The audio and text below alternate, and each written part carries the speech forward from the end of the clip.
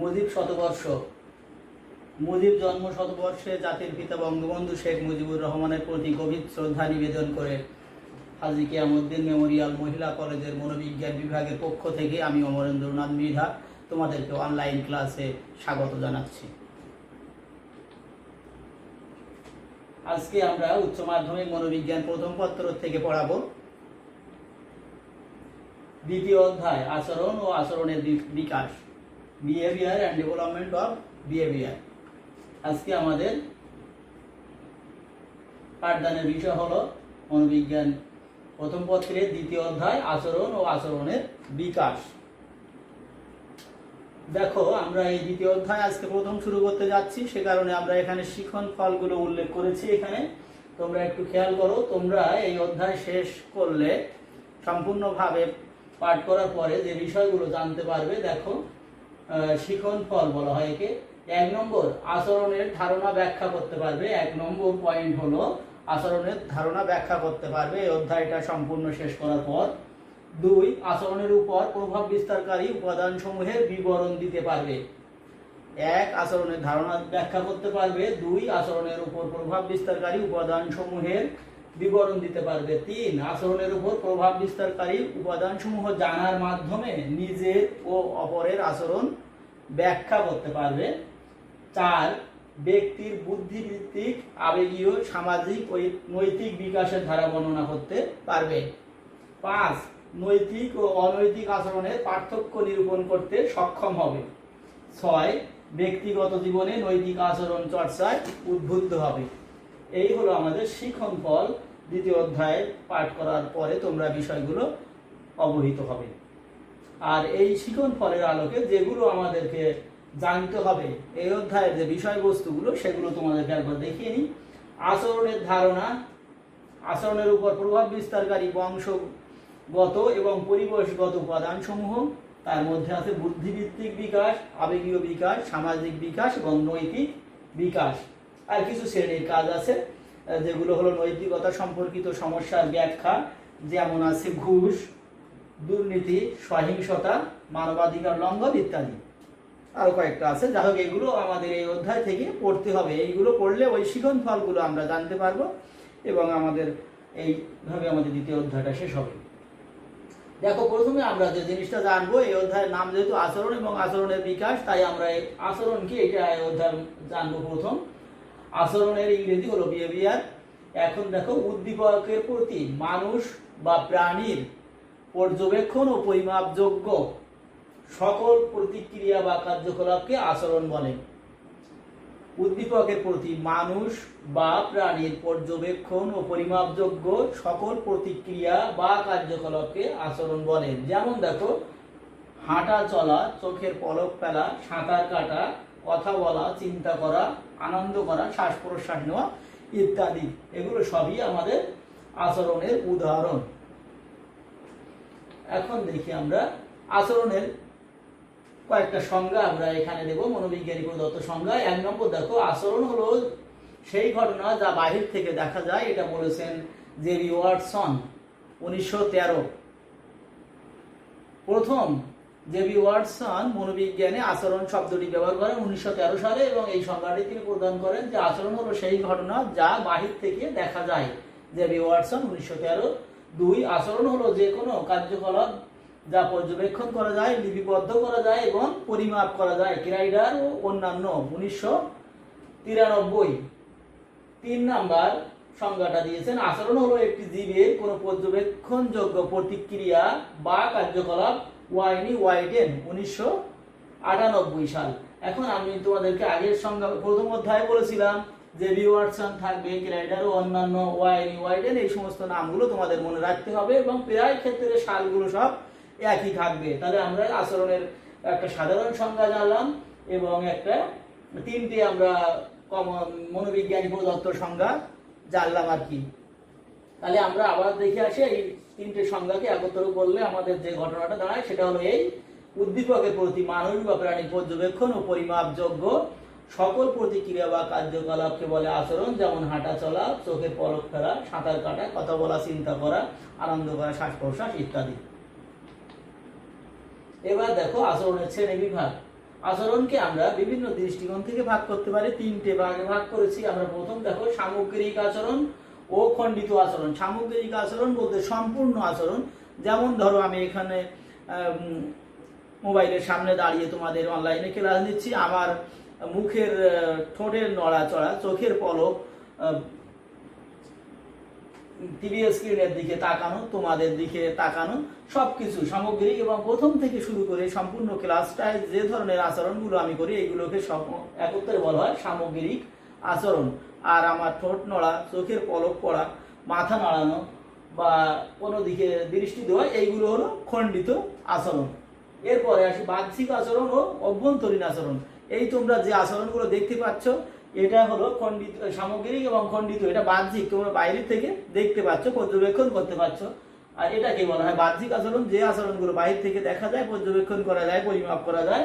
আর একটা আচরণ রয়েছে অভ্যন্তরীণ আচরণ, বাহ্যিক ও অভ্যন্তরীণ। অভ্যন্তরীণ বলতে কিছু কিছু আচরণ আছে যেগুলো বাইরে থেকে পর্যবেক্ষণ করা যায় না, এবং আগে তো আদৌ যেত না, কিন্তু এখন বৈজ্ঞানিক আবিষ্কারের উন্নয়নের সাথে সাথে এগুলো পরিমাপ করা যায়। যেমন হৃৎপিণ্ডের স্পন্দন, মস্তিষ্কের সিটি স্ক্যানের মাধ্যমে মস্তিষ্কের কার্যকলাপ, তারপরে অনেক কিছুই আর কি, এগুলো শ্বাস প্রশ্বাসের গতি, এইগুলো আমরা রক্ত সঞ্চালন, চোখের চক্ষু তারার প্রসারণ সংকোচন ইত্যাদি, গর্ভগ্রন্থির ক্রিয়া ইত্যাদিগুলো জানা যায়। এগুলোকে বলা হয় অভ্যন্তরীণ আচরণ। যদিও বাইরে থেকে দেখা যায় না, কিন্তু এগুলো এখন বৈজ্ঞানিক উন্নয়নের সাথে সাথে এগুলো সম্ভব হয়েছে। এবার দেখো 3 নম্বরে ঐচ্ছিক আচরণ ও অনৈচ্ছিক আচরণ। ঐচ্ছিক আচরণ হলো যেটা আমাদের ইচ্ছার উপরে নির্ভর করে, তোমাদের ইচ্ছার উপরে, সকলের ইচ্ছার উপরে নির্ভর করে, সেটাকে আমরা বলি ঐচ্ছিক আচরণ। যেমন হাঁটা চলা, কথা বলা, সাঁতার কাটা ইত্যাদি।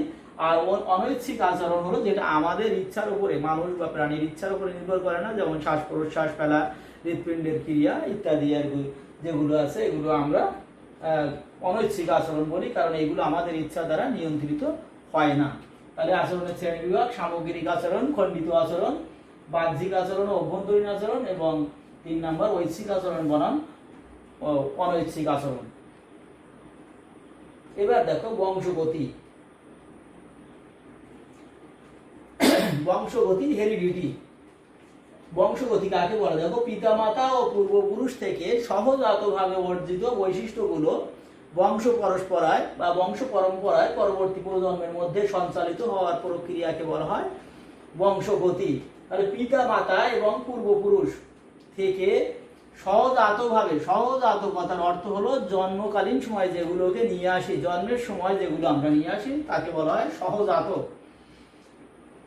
সহজাতভাবে অর্জিত বৈশিষ্ট্যগুলোকে বংশ পরম্পরায় বা বংশ পরম্পরায় পরবর্তী প্রজন্মের মধ্যে সঞ্চালিত হওয়ার প্রক্রিয়াকে বলা হয় বংশগতি। এখন অর্জিত বৈশিষ্ট্যগুলো কি? যেমন গায়ের রং, চোখের রং, চুলের রং, চুল খাটো বা লম্বা, কোঁকড়ানো বা সোজা, কালো বা ফর্সা, বিভিন্ন রকম, বুদ্ধিমান বা জড় বুদ্ধি সম্পন্ন বা মধ্য বুদ্ধি সম্পন্ন ইত্যাদি, যেগুলো আমাদের পিতা মাতা বলতে আমাদের পিতা এবং মাতা, এবং পূর্বপুরুষ বলতে পিতার পিতা মানে আমাদের গ্র্যান্ডফাদার, তার পিতা, এরকম। মাতা বলতে মায়ের ফাদার, মায়ের মাদার, এরকম ভাবে গ্র্যান্ডফাদার, গ্র্যান্ডমাদার, পিতার গ্র্যান্ডফাদার, গ্র্যান্ডমাদার, এভাবে বংশ পরম্পরায় আমরা যেগুলো নিয়ে আসি। তাহলে পিতা মাতা ও পূর্বপুরুষ থেকে সহজাতভাবে অর্জিত বৈশিষ্ট্যগুলো বংশ পরম্পরায় পরবর্তী বংশধরের মধ্যে বা পরবর্তী প্রজন্মের মধ্যে সঞ্চালিত হওয়ার প্রক্রিয়াকে বলা হয় বংশগতি। এটাকে বংশগতি বলা হচ্ছে একেবারে ধারা, প্রবাহমান ধারা। বংশগতির দৈহিক নির্ধারক বা উৎস, বংশগতির দৈহিক উৎস বা নির্ধারক, যেটাকে বলা হয় বায়োলজিক্যাল ডিটারমিনেন্টস অফ হেরিডিটি। আমাদের প্রত্যেক অংশ থেকে প্রশ্ন হয়, জ্ঞানমূলক হয়, অনুধাবনমূলক হয়, সবগুলো মিলিয়ে আমরা যে ক্লাসটা নেব তার থেকে বড় সৃজনশীল প্রশ্ন 2-3টি হওয়ার মতো উপযোগী আমরা অত বড় একটা ক্লাস আজকে নেব। তো আমরা দেখি বংশগতির দৈহিক উৎস বা নির্ধারক কিভাবে আমরা দেখি। এই দেখো তোমরা এখানে বংশগতির দৈহিক নির্ধারক দেখো, প্রথম প্রজাতি গায়ের রঙের ক্ষেত্রে আমরা ওখানে বলেছিলাম যে বিভিন্ন বৈশিষ্ট্য যেগুলো আমরা নিয়ে আসি, এখানে আমরা দেখাচ্ছি গায়ের রঙের ক্ষেত্রে আমরা লম্বা খাটো দেখাতে পারতাম, চুল সোজা বা কোঁকড়ানো দেখাতে পারতাম, আমরা লম্বা বা খাটো দেখাতে পারতাম ইত্যাদি ইত্যাদি প্রাণীর ক্ষেত্রে। কিন্তু উদ্ভিদের ক্ষেত্রে এরকম বিভিন্ন রকম ফুলের বা তাদের পাতা বা গঠন, বিভিন্ন রকম ফলের আকৃতি, এগুলো দেখাতে পারতাম। তো একটা দিয়ে আমাদের যদি পরীক্ষায় বিভিন্ন নাম দিয়ে দেয়, এখানে গায়ের রঙের জায়গায় যদি দিয়ে দেয় খাটো লম্বা, আমরা সেটা দ্বারা করতে পারি। তো দেখো প্রথম প্রজাতি বা প্রথম প্রজন্ম বলা হয় যেটাকে গায়ের রঙের ক্ষেত্রে। দেখো পিতা এখানে কালো, পিতার গায়ের রং কালো, পিতার গায়ের রং কালো, যেটাকে আমরা বি এবং বি, ক্যাপিটাল বি বি দিয়ে বোঝাতে চেষ্টা করেছি। দেখো মাতার ফর্সা, মাতার গায়ের রং ফর্সা, স্মল বিবি। তাহলে এখান থেকে দেখো এই বিটা এখানে গেল, এই বিটা এখানে গেল, তাহলে কি হলো, কালো এবং ফর্সা মিলে কি হলো, কালো আর থাকলো না, মিশ্র রং হয়ে গেল কি, শ্যামলা, যেটাকে আমরা উজ্জ্বল শ্যামবর্ণ বলি আর কি। এখানে দেখো এই বিটা এখান থেকে এখানে আসলো, এই বিটা এখানে গেল, আর একেবারে কালো বা ফর্সা কেউ থাকলো না, মিশ্রিত হয়ে গেল শ্যামলা। তারপর দেখো এই বিটা এখান থেকে নামলো, পিতার মায়েরটা এই গেল, এখানেও শ্যামলা, এখানে কোনো ফর্সা বা একেবারে কালো কেউ হলো না। তারপরে এখানেও ঠিক বি, এখানে ক্যাপিটাল বি, মায়ের স্মল বি, শ্যামলা।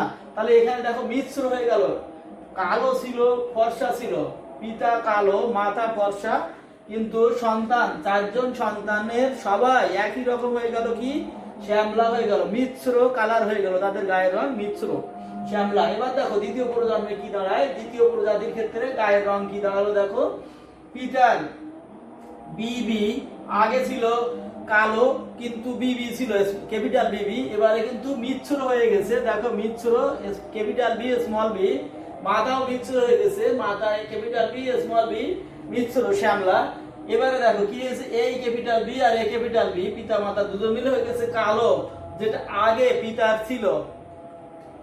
এখানে পিতা শ্যামলা মাতা ফর্সা, কিন্তু মাতা শ্যামলা, এখানে সন্তান একটা কালো হয়েছে। তারপর দেখো এখানে স্মল বি, মাদারের ক্যাপিটাল বি হয়ে গেছে শ্যামলা, মানে আগে যে শ্যামলা ছিল সেটা শ্যামলা প্লাস শ্যামলা হয়ে শ্যামলা হয়ে গেছে। আবার দেখো মাতার শ্যামলা আর পিতার শ্যামলা মিলে হয়েছে, এটাও শ্যামলা। আর দেখো পিতার স্মল বি মাতার স্মল বি হয়েছে ফর্সা। তাহলে দেখো এখানে দুটো বৈশিষ্ট্য দেখা যাচ্ছে।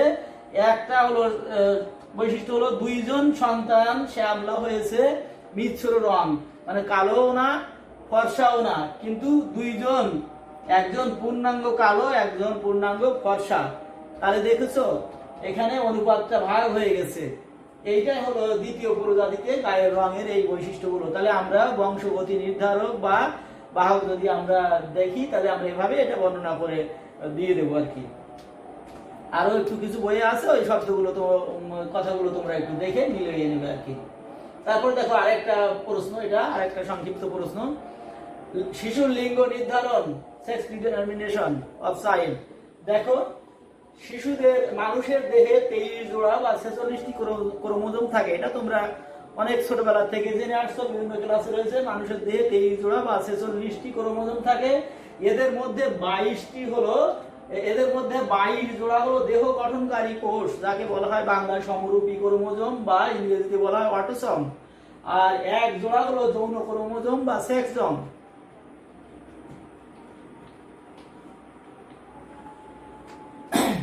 একটা পরিপক্ক ডিম্বাণুতে 22টা সমরূপী ক্রোমোজোম, যেটাকে আমরা ক্যাপিটাল এক্স দ্বারা চিহ্নিত করি, 22টা সমরূপী ক্রোমোজোম, এবং একটা হলো যৌন ক্রোমোজোম, যেটাকে আমরা এক্স, ক্যাপিটাল এক্স বলে চিহ্নিত করি।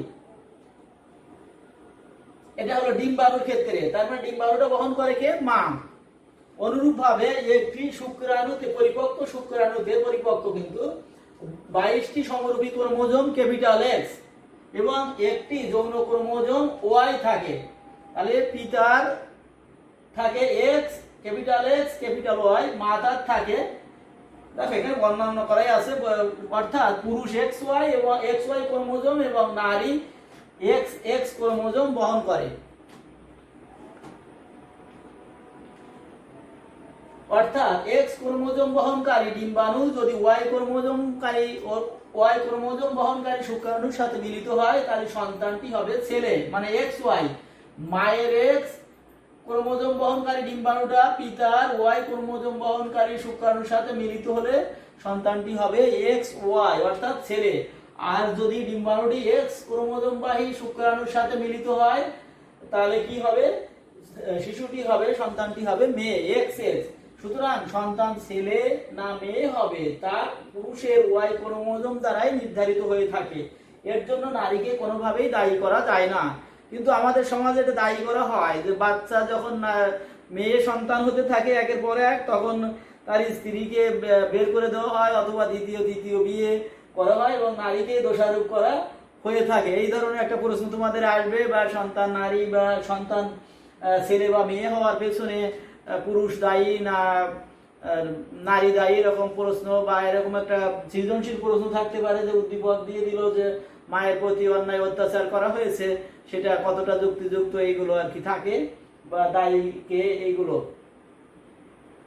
তাও এগুলো তোমরা অনেক আগের থেকে ক্লাসে জেনে এসেছো, ওই ক্লাস 8 থেকে আর কি, আর 9 10 তো ছিল সুন্দরভাবে, আরো আমি একবার তোমাদেরকে ধারণা দিয়ে দিলাম।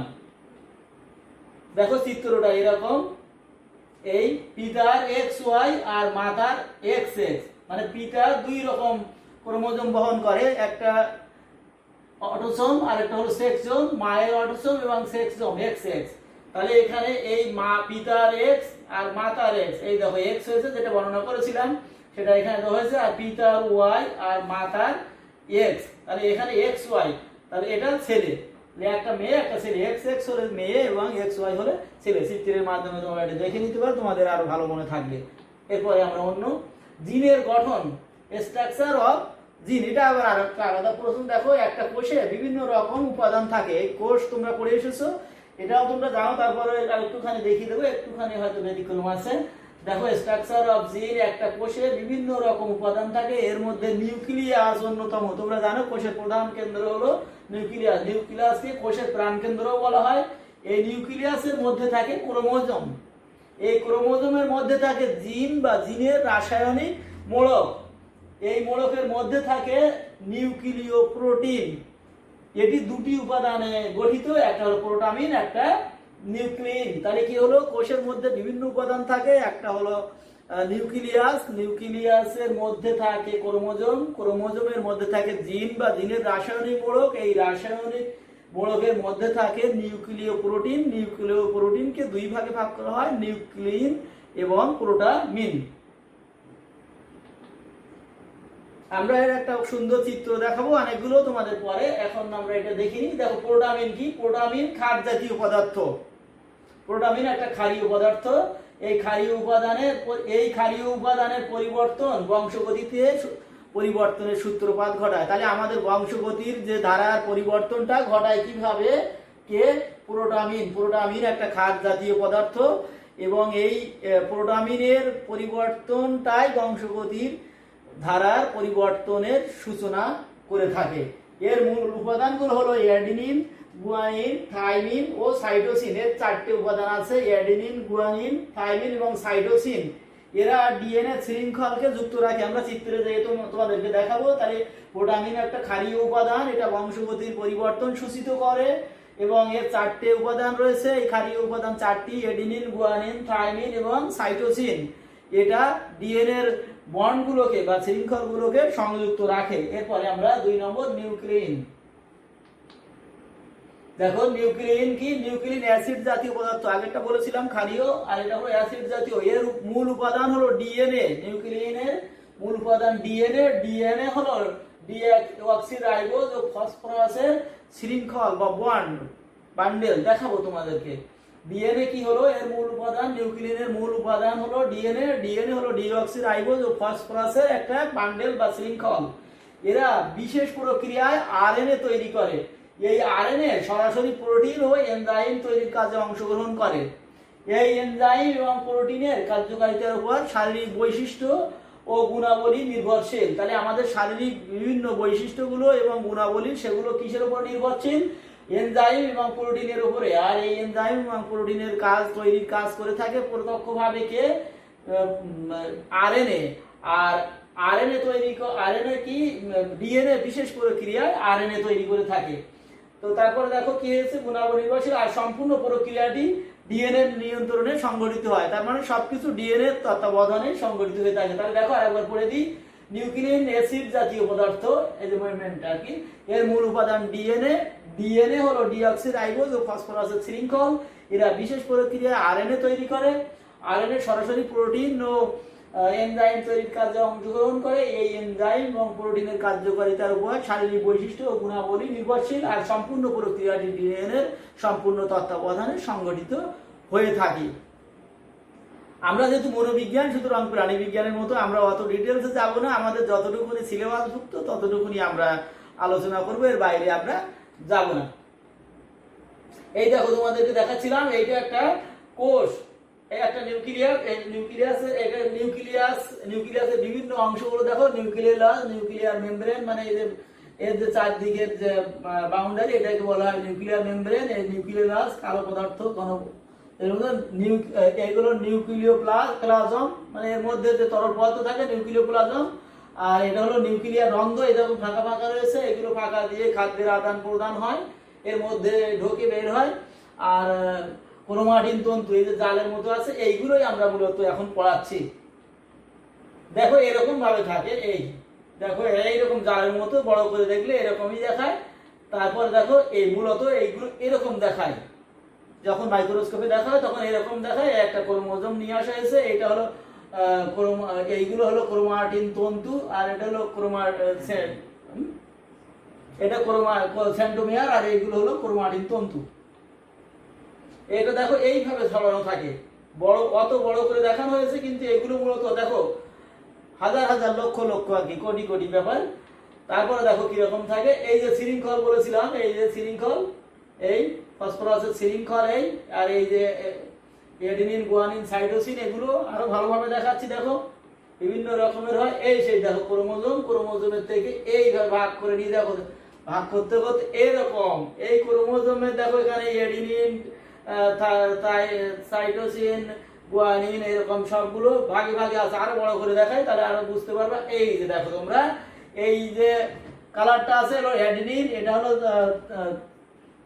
থাইমিন, আর এটা হলো এটা হলো অ্যাডেনিন, গুয়ানিন, আর এটা cytosine. Adenine, thymine, guanine, cytosine. আর এই যে দেখো মইয়ের মতো, এইটা হলো সুপার ফসফরাসের ব্যাকবোন বলা হয়। এই সুপার ফসফরাসের ব্যাকবোন আমরা মই দেখেছি নিশ্চয়ই। মইয়ের দুই পাশের যে বাঁশের যেগুলো থাকে, দুই পাশে যে দুটো বাঁশ থাকে বা বাঁশের চাকা থাকে, এইগুলোকে বলা হয় সুপার ফসফরাস ব্যাকবোন। সেইগুলো কিন্তু এই কালারের, এগুলো এরকম পেঁচানো থাকে। আর মাঝখানে যে মইয়ের কোয়া থাকে, যার উপরে পা দিয়ে আমরা উঠি, ধাপে ধাপে উঠি, সেইগুলো কি দেখো অ্যাডেনিন, থাইমিন এবং গুয়ানিন আর সাইটোসিন। দেখো এক একটা কোয়াতে দুই রকম করে থাকে, দেখেছো তোমরা, এই দেখো এই জন্য কালারগুলো বড় করে দেওয়া হয়েছে। দেখো এখানে এটা হলো থাইমিন, সবুজ অংশটা থাইমিন, এই অংশটাকে বলা হয় অ্যাডেনিন, এটাকে বলা হয় সাইটোসিন, এই অংশটাকে বলা হয় গুয়ানিন, আবার এই অংশটাকে বলা হয় অ্যাডেনিন, এই অংশ হলো থাইমিন। এইভাবে তোমরা এই কালার দেখে এটা দেখতে পারবে। তোমরা মোবাইলে যখন দেখবে এই কালারগুলো দেখি কোথায় কোনটা। যেমন এটা যদি আমরা ধরি তাহলে এটা হলো থাইমিন সবুজটা, এই কালারটা হলো অ্যাডেনিন, এরকম। নিচেরটা যদি আমরা লক্ষ্য করি তাহলে এটা হলো সাইটোসিন আর এটা হলো গুয়ানিন। এইভাবে আমরা দেখে নেব। এইটা তোমাদের এই ছবিগুলো কিছুই আঁকতে হবে না, কোথাও আঁকতেও পারবে না, তোমাদের শুধু জাস্ট ধারণা দেওয়ার জন্য এটা আমি দেখালাম আর কি। তারপরে তোমরা এগুলো জানা থাকলে তোমাদের আর মুখস্থ করতে হবে না, বিষয়টা তোমরা জেনে যাবে। তারপর দেখো আর একটা বিষয় আমরা চলে আসছি, নতুন বিষয়, যমজ শিশু, টুইনস বা সন্তানের সংখ্যা নির্ধারণ, নিউমেরাল ডিটারমিনেশন অফ চিলড্রেন। দেখো যমজ শিশু এই দুই ভাবে দেওয়া হয়েছে, তা বিভিন্ন বইয়ে বিভিন্ন রকম থাকে, তাই এরকম ভাবে দেওয়া হয়েছে। দেখো আমরা এখানে তিনটে ভিন্ন যমজ বা দ্বিডিম্বজ বা ভ্রাতৃপ্রতিম, এটাকে ফ্র্যাটার্নাল টুইনস বলা হয়। আর একটা অভিন্ন যমজ বা আইডেন্টিক্যাল টুইনস, এবং তিন যুক্তদেহী বা জায়েন্ট বা সাইনেস টুইনস। এই হলো আমাদের তিন প্রকার যমজ। দেখো ভিন্ন যমজ বা দ্বিডিম্বজ বা ভ্রাতৃপ্রতিম, যখন স্বাভাবিকভাবে একটা শুক্রাণুর সাথে, একটা ডিম্বাণুর সাথে একটা শুক্রাণুর মিলন ঘটে, তখন যে সন্তান উৎপন্ন হয় তাকে আমরা একটা সন্তান হিসেবে পাই, কিন্তু যখন দুইটা ডিম্বাণুর সাথে দুইটা শুক্রাণু বা তিনটে পৃথক ডিম্বাণুর সাথে তিনটে শুক্রাণুর মিলনের ফলে যে সন্তানগুলো হয়, দুটো দুটো তিনটে চারটে পাঁচটা সাতটা যাই হোক, সেইগুলোকে আমরা বলি ভিন্ন যমজ বা দ্বিডিম্বজ বা ভ্রাতৃপ্রতিম। সেখানে ছেলে হতে পারে, মেয়ে হতে পারে, ছেলে ছেলে হতে পারে, মেয়ে মেয়ে হতে পারে, এরকম বিভিন্ন রকম হতে পারে, কিন্তু অবশ্যই তারা পৃথক পৃথক ডিম্বাণুর সাথে পৃথক পৃথক পৃথক শুক্রাণুর মিলনের ফলে জন্মগ্রহণ করেছে। এবং তাদের বৈশিষ্ট্য বিভিন্ন রকম হতে পারে, একজন খাটো হতে পারে, একজন লম্বা হতে পারে, একজন ফর্সা হতে পারে, একজন কালো হতে পারে, একজন ছেলে হতে পারে, একজন মেয়ে হতে পারে। এইগুলো হলো আমরা, তবে ছেলে ছেলে হলে যে আমরা সবসময় অভিন্ন ধরে নেব তা না, একই রকম আকৃতি হতেও পারে প্রায় কাছাকাছি, কিন্তু সেগুলো আমরা কিছু বৈশিষ্ট্যের ভিত্তিতে পার্থক্য করতে পারি, সেগুলো আমরা আলোচনা করছি। এবারে আমরা আসি অভিন্ন যমজ বা আইডেন্টিক্যাল টুইনস। এইটা হলো বিশেষভাবে তোমাদের পরীক্ষায় আসে বা ওটাও আসে, তারপরেও তোমরা পার্থক্যটা করতে পারবে। এইটা বললে অভিন্ন যমজ একটা ডিম্বাণু যখন প্রাকৃতিক কোনো অদৃশ্য কারণে শুক্রাণুর সাথে মিলিত হওয়ার পরে বিভাজিত হয়ে একাধিক 2, 3, 4 বিভিন্ন অনেক খণ্ডে বিভক্ত হয়ে যায় এবং প্রত্যেকটা ভ্রূণের পরিস্ফুটন ঘটে এবং সন্তান জন্মগ্রহণ করে, তাকে আমরা অভিন্ন যমজ বলি। তবে এই ক্ষেত্রে বৈশিষ্ট্য হলো সব সন্তানের বৈশিষ্ট্য এবং গুণাবলী একই রকম থাকবে। খাটো হলে খাটো, লম্বা হলে লম্বা, মেয়ে হলে মেয়ে, ছেলে হলে ছেলে, এবং তাদের কোনো পার্থক্য থাকবে না। অভিন্ন যমজের সবচেয়ে ভালো উদাহরণ দেওয়া হতে পারে, এক গ্লাস শরবতকে যদি আমরা এক জগ শরবতকে যদি আমরা কয়েকটা পেয়ালাতে ঢালি, কাপে ঢালি, গ্লাসে ঢালি, সব শরবতগুলোর গুণাবলী একই থাকবে। ঠিক সেরকম অভিন্ন যমজের গুণাবলী একই থাকবে, যা হোক না কেন, আকৃতি বৈশিষ্ট্য গুণাবলী যাই বলি না কেন, কিন্তু ভিন্ন যমজের ক্ষেত্রে সেটা হবে না। অভিন্ন যমজের ক্ষেত্রে যদি কারো জ্বর হয়, একই দিনে সবার জ্বর হবে। যদি একজন আমেরিকায় থাকে, একজন বাংলাদেশে থাকে, আর একজন আমার এখানে সাতক্ষীরাতে থাকে, তাহলে তিনজনই একই সাথে জ্বরে আক্রান্ত হবে, একই রোগে আক্রান্ত হবে। কিন্তু যদি ভিন্ন যমজ হয়, তাহলে তারা যদি একই ঘরে থাকে, একই সাথে বসবাস করে, তাহলে তাদের কারো সেই ধরনের একই সাথে আক্রমণ হবে না। বা একই রকম জিনিস পছন্দের বিষয় থাকবে, আবেগ অনুভূতি হাসি আনন্দ সবকিছু অভিন্ন যমজরা একসাথে প্রকাশ করে থাকে, কারণ তাদের সবার বৈশিষ্ট্য এক, জন্মগত বৈশিষ্ট্য। কিন্তু ভিন্ন যমজের ক্ষেত্রে এটা ঘটবে না। এবার দেখো যুক্ত দেহি যমজ বা জয়েন্ট বা সাইনাস টুইন্স যেটাকে বলা হয়, দেখো সেটা কিরকম, যে কোনো প্রক্রিয়ায় বা কারণ প্রাকৃতিক কারণবশত যখন ভ্রূণের পরিস্ফুটন সম্পূর্ণ না হয়ে আংশিক বা আরো একটু বেশি বা সামান্য, কারো 1 বা 6 আঙুল বা কারো আরো একটু বেশি, একটা অঙ্গ হাত বেশি বা একটা পা বেশি, আমি সেগুলো ছবির মাধ্যমে তোমাদেরকে দেখাচ্ছি। এরকম হয় যখন বিভাজনটা সম্পূর্ণ হয় না, ডিম্বাণুর জাইগোট বিভাজনের পর থেকে দেহ গঠনের শেষ পর্যন্ত সম্পূর্ণ হয় না, কিছুটা অসম্পূর্ণ থেকে যায়, তখন যে সন্তান জন্মগ্রহণ করে তখন তাকে আমরা যুক্ত দেহি যমজ বলি। দেখো আমরা চিত্রের সাহায্যে খুব ভালোভাবে তোমাদেরকে দেখাতে চেষ্টা করছি। তোমাদের কিন্তু মনে করবে না যেগুলো আঁকতে হবে, তোমাদের জাস্ট দেখাচ্ছি আমি ছবির মাধ্যমে। এই দেখো, এটা আমরা দেখাচ্ছি যে অভিন্ন যমজ। দেখো দুইজনেরই চয়েস একই রকম, জামার কালার একই রকম, একই রকম খাদ্য খেতে পছন্দ করছে, দুজনই মাথায় বাঁধা। দেখো দুজনের হাসি, চাহনি, নাকের চেহারা সব প্রায় একই রকম। একটা দেখো এখানে একটু ছোট বড় হয়ে গেছে, কারণ আছে ওখানে ছোট বড় হওয়ার কারণ, খাদ্যের মাতৃগর্ভে খাদ্যের প্রাপ্যতা নিয়ে তখন সমস্যা সৃষ্টি হয়। একটা সন্তান হলে যে পরিমাণে খাদ্য পায়, 2 বা 3 বা 4টে হলে সেই পরিমাণে খাদ্য গ্রহণ করতে পারে না। এজন্য যে আগে খাদ্য গ্রহণ করতে পারে, যার সাথে যুক্তটা বেশি ভালোভাবে থাকে, সে খাদ্য পায়, সে আর একটু বেশি পুষ্ট হয়ে ওঠে, এবং অন্য একটু কম পরে ও পুষ্ট হয়ে ওঠার পরে আরো একটু বেশি খেতে পারে, তাহলে আরেকজন আর একটু অপুষ্ট হয়ে গেল, খাদ্যের ঘাটতি থাকলো। এই জন্য একজন ছোট বড় হতে পারে, তার কারণ এই নয় যে দুজন অভিন্ন নয়। দেখো এদের চয়েস একই রকম, চাহনি, দেখো এরা আনন্দ প্রকাশ করছে একই রকম ভাবে। দেখো এটাও অভিন্ন। এরা দেখো দুজনই সন্তান, কিন্তু একদম ভয় পাচ্ছে। ছবিটা আমি নিজে তুলছিলাম, তো আমাকে দেখেও ভয় পেয়েছে। এরা দেখো বই পড়ছে, বই পড়াটা ধরনটাও দুজনের একই রকম থাকবে, একই রকম বই পড়তে পছন্দ করবে। দেখো এখানেও চয়েস একই, একই অঙ্গভঙ্গিতে আছে। এদের দুজনের চয়েস দেখো একই, খাওয়ার জিনিসের প্রতি একই রকম, খাওয়ার জিনিসের প্রতি আগ্রহী। এরা বাচ্চা দেখো, এরা একে অন্যের সাথে কাছাকাছি থাকতে পছন্দ করে, কারণ উভয়ের প্রতি উভয়ের আকর্ষণটা অনেক বেশি থাকে। এদেরও দেখো আনন্দটা প্রকাশ করছে। এদের দেখো চাহনি দেখো, এদের ড্রেস দেখো, এর একটা দেখো একই রকম সব বৈশিষ্ট্য, আনন্দ উচ্ছ্বাস। এদের দেখো বসার, আনন্দ করার। এই আর একটা দেখো, এতক্ষণে আমরা দেখালাম অভিন্ন বা ভিন্ন হোক, আমরা ওইগুলো ছবি থেকে পার্থক্য করতে পারি নাই বা পারবো না, ওইগুলো তাদের বিষয়ে পর্যবেক্ষণ করে তারপরে আমরা বুঝতে পারবো। এবং বৈশিষ্ট্যগুলো যে বলেছি, যদি অভিন্ন হয় তাহলে সবসময় একই রকম গুণাবলী থাকবে, বৈশিষ্ট্য থাকবে, কিন্তু অভিন্ন হলে তাদের চয়েস এবং বৈশিষ্ট্যগুলো আলাদা আলাদা থাকবে এবং তাদের চাহিদা, আবেগ, আশা আকাঙ্ক্ষা বিভিন্ন রকম, ভিন্ন রকম হবে। আর অভিন্ন হলে একই রকম হবে। এবার দেখো যুক্ত, দেখো এখান থেকে পেটের এখান থেকে দুটো পা বেরিয়ে গেছে বাচ্চাটার। এটা জাইগোট বিভাজনটা অসম্পূর্ণ ছিল গর্ভকালীন সময়ে। দেখো তারপরে আর এখানে দেখো কি অবস্থা, দুটো মাথা, পা দুটো, চারটে হাত।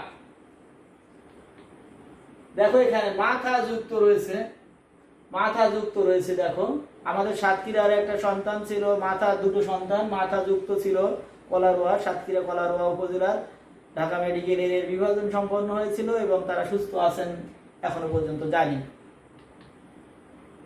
দেখো এখানে দুইটা পা এবং দুইটা বডি, এটা যুক্ত সবাই। তাহলে আমরা ভিন্ন যমজ, অভিন্ন যমজ এবং যুক্তদেহী যমজের কিছু ছবি দেখলাম এবং বর্ণনা সম্পর্কে তোমাদেরকে বললাম। তোমরা নিশ্চয়ই এগুলো বুঝতে পারছো। এখান থেকেও সৃজনশীল প্রশ্ন হয়। এবারে আমরা বংশগতির পরে চলে আসছি কি পরিবেশ। পরিবেশ হলো সবকিছু যা উত্তরাধিকার সূত্রে অর্জিত, যেখানে সামাজিক বা সাংস্কৃতিক পরিবেশের সর্বোপরি বস্তুগত পরিবেশও যুক্ত থাকে। তাহলে কি হচ্ছে, পরিবেশ হলো সবকিছু যা উত্তরাধিকার সূত্রে অর্জিত, যেগুলো আমরা জন্মগতভাবে পেয়ে গেছি উত্তরাধিকার সূত্রে, এবং যেখানে সামাজিক বা সাংস্কৃতিক পরিবেশ সর্বোপরি বস্তুগত পরিবেশও এর সাথে যুক্ত থাকে। এই সংজ্ঞাটা দিয়েছেন মান, ফার্নাল্ড এবং ফার্নাল্ড 1969 সালে এই সংজ্ঞাটা ওনারা দিয়েছেন। পরিবেশ হলো সবকিছু যা উত্তরাধিকার সূত্রে অর্জিত, যেখানে সামাজিক বা সাংস্কৃতিক পরিবেশ সর্বোপরি বস্তুগত পরিবেশও সংযুক্ত থাকে। 2 নম্বর সংজ্ঞাটা আমরা দেখি। মাতৃগর্ভ থেকে শুরু করে জন্মের পরবর্তী পর্যায়ে তার উপর প্রভাব বিস্তারকারী বাহিরের সকল উপাদানই হলো পরিবেশ। উডর্থ মার্কুইস 1961 সালে উনি বলেছেন, মাতৃগর্ভ থেকে শুরু করে জন্ম পূর্ববর্তী তার উপর প্রভাব বিস্তারকারী সকল উপাদানই হলো পরিবেশ। তাহলে পরিবেশের সংজ্ঞা আমরা মোটামুটি জানলাম। এবারে দেখো পরিবেশ, মনোবিজ্ঞানী দৃষ্টিকোণ থেকে পরিবেশকে দুটো ভাগে ভাগ করা হয়েছে। আমরা সাধারণ দৃষ্টিকোণ থেকে পরিবেশকে দুটো ভাগে ভাগ করি, প্রাকৃতিক এবং সামাজিক, কিন্তু মনোবিজ্ঞানের দৃষ্টিকোণ থেকে অন্যভাবে দেখো, জন্ম পূর্ব পরিবেশ এবং জন্ম পরবর্তী পরিবেশ দুটো ভাগে ভাগ করা হয়েছে। এখন আমরা জন্ম পূর্ব পরিবেশটা কাকে বলে দেখি। শিশু মাতৃগর্ভে অবস্থানকালীন 40 সপ্তাহ বা 280 দিন, 40 সপ্তাহ বা 280 দিন, কম বেশি হতে পারে, সেটা না, একটা স্বাভাবিক সাধারণ যেটা আমরা দেখে থাকি, জেনে থাকি, এটা শিশু মাতৃগর্ভে থাকাকালীন 40 সপ্তাহ বা 280 দিন যেসব উপাদান তার উপর প্রভাব বিস্তার করে তাকে জন্ম পূর্ববর্তী পরিবেশ বলা হয়। দেখো এবার জন্ম পূর্ববর্তী পরিবেশে প্রভাব বিস্তারকারী উপাদান সমূহ কি কি আছে, আমরা সেইগুলো ধারাবাহিকভাবে আলোচনা করব। দেখো 1 নম্বর আছে মায়ের স্বাস্থ্য। মায়ের স্বাস্থ্য জন্ম পূর্ববর্তী শিশুর জন্ম পূর্ববর্তী পরিবেশে প্রভাব বিস্তারকারী উপাদান সমূহের প্রথম পয়েন্ট হলো মায়ের স্বাস্থ্য। মায়ের স্বাস্থ্য বলতে সুস্থ দেহে সুস্থ মন, সুস্থ দেহ থাকবে এবং সুস্থ মন থাকবে তবেই আমরা স্বাস্থ্যবান বলবো। তাহলে মায়ের স্বাস্থ্য অবশ্যই ভালো থাকতে হবে। মা যদি সুস্থ না থাকে, শারীরিকভাবে অসুস্থ থাকে, বিভিন্ন চর্ম রোগ, সিফিলিস, গনোরিয়া, হার্টের সমস্যা, ফুসফুসের সমস্যা, অ্যাজমা ইত্যাদি যদি থাকে, তাহলে এটা মাতৃগর্ভের সন্তানের উপর বিশেষভাবে প্রভাব বিস্তার করে। সুস্থ সুন্দর স্বাভাবিক সন্তান জন্ম দেওয়া মায়ের পক্ষে সম্ভব হয় না। সুতরাং মায়ের সন্তান ধারণের পূর্বে মায়ের স্বাস্থ্যের দিকে অবশ্যই খেয়াল রাখা কর্তব্য আমাদের। তাহলে এখন এখান থেকে আমাদের একটা অনুধাবনমূলক প্রশ্ন হতে পারে, জন্ম পূর্ববর্তী পরিবেশে মায়ের স্বাস্থ্য গুরুত্বপূর্ণ কেন? এরকম একটা তোমাদের প্রশ্ন থাকবে। তখন বলতে হবে যে সুস্থ সুস্থ দেহে সুস্থ মনকে স্বাস্থ্য বলা হয়। তখন তাহলে তোমরা বলবা যে মায়ের স্বাস্থ্য ভালো না থাকলে সুস্থ সুন্দর স্বাভাবিক শিশু জন্মগ্রহণ করা জন্ম দেওয়া সম্ভব নয় বলে মায়ের স্বাস্থ্য গুরুত্বপূর্ণ। শুধু এতটুকুই, সুস্থ স্বাভাবিক শিশুর জন্ম দেওয়ার জন্য মায়ের স্বাস্থ্য গুরুত্বপূর্ণ, এক কথা এটা হয়ে যাবে। এবার মায়ের পুষ্টি। মায়ের শিশু নাভির রজ্জুর মাধ্যমে মায়ের খাদ্য গ্রহণ করে বেঁচে থাকে, তাই মায়ের পুষ্টি মায়ের পুষ্টির উপর শিশুর পুষ্টি নির্ভর করে। মায়া যদি পুষ্টিকর খাদ্য খায়, মা যদি তাহলে মা পুষ্টিকর খাদ্য খেলে শিশু স্বাভাবিক সুস্থভাবে জন্মগ্রহণ করবে। কিন্তু মা যদি অপুষ্টিতে ভোগে তাহলে একজন বিকলাঙ্গ অপুষ্টিকর শিশুর জন্ম দেবে এবং শিশু সন্তান রিকেটস রোগে আক্রান্ত হবে এবং তার বিকাশ স্বাভাবিক হবে না, বিকাশ এবং বৃদ্ধি ব্যাহত হবে। 3 নম্বর, মায়ের বয়স। সন্তান ধারণের ক্ষেত্রে মায়ের বয়স আগে এক সময় একরকম ছিল, অনেক ছোটবেলায় মায়েদের বিয়ে হয়ে যেত, কিন্তু এখন সেটা হয় না। মায়েদের স্বাভাবিক সুস্থ সন্তান ধারণের জন্য মায়ের বয়স হলো 20 থেকে 35 বছর। এই বয়সের সন্তান ধারণ করলে স্বাভাবিক সুস্থ সন্তান জন্ম দেওয়া সম্ভব এবং এই সময় সন্তান ধারণের মতো একটা উপযোগী বয়স এই জন্য, কারণ মানসিকভাবে মা নিজেকে প্রস্তুত করতে পারে। এর কম বা বেশি হলে মানসিকভাবে সে সুস্থ থাকতে পারে না এবং স্বাভাবিক সুস্থ জন্মগ্রহণ করতে পারে। সুতরাং এখানে আর একটা প্রশ্ন হতে পারে, শিশুর জন্মদানের ক্ষেত্রে মায়ের বয়স গুরুত্বপূর্ণ কেন? তাহলে ওই একই প্রশ্ন যে স্বাভাবিক সুস্থ একটা সুন্দর শিশু জন্ম দেওয়ার জন্য মায়ের বয়স গুরুত্বপূর্ণ। মায়ের আবেগ গুরুত্বপূর্ণ কেন? মা যদি ক্রমাগত আবেগ দ্বারা তাড়িত হয় তাহলে তার পাকস্থলীর দেওয়ালে ক্ষত সৃষ্টি হয়, সে গ্যাস্ট্রিক আলসারে ভোগে।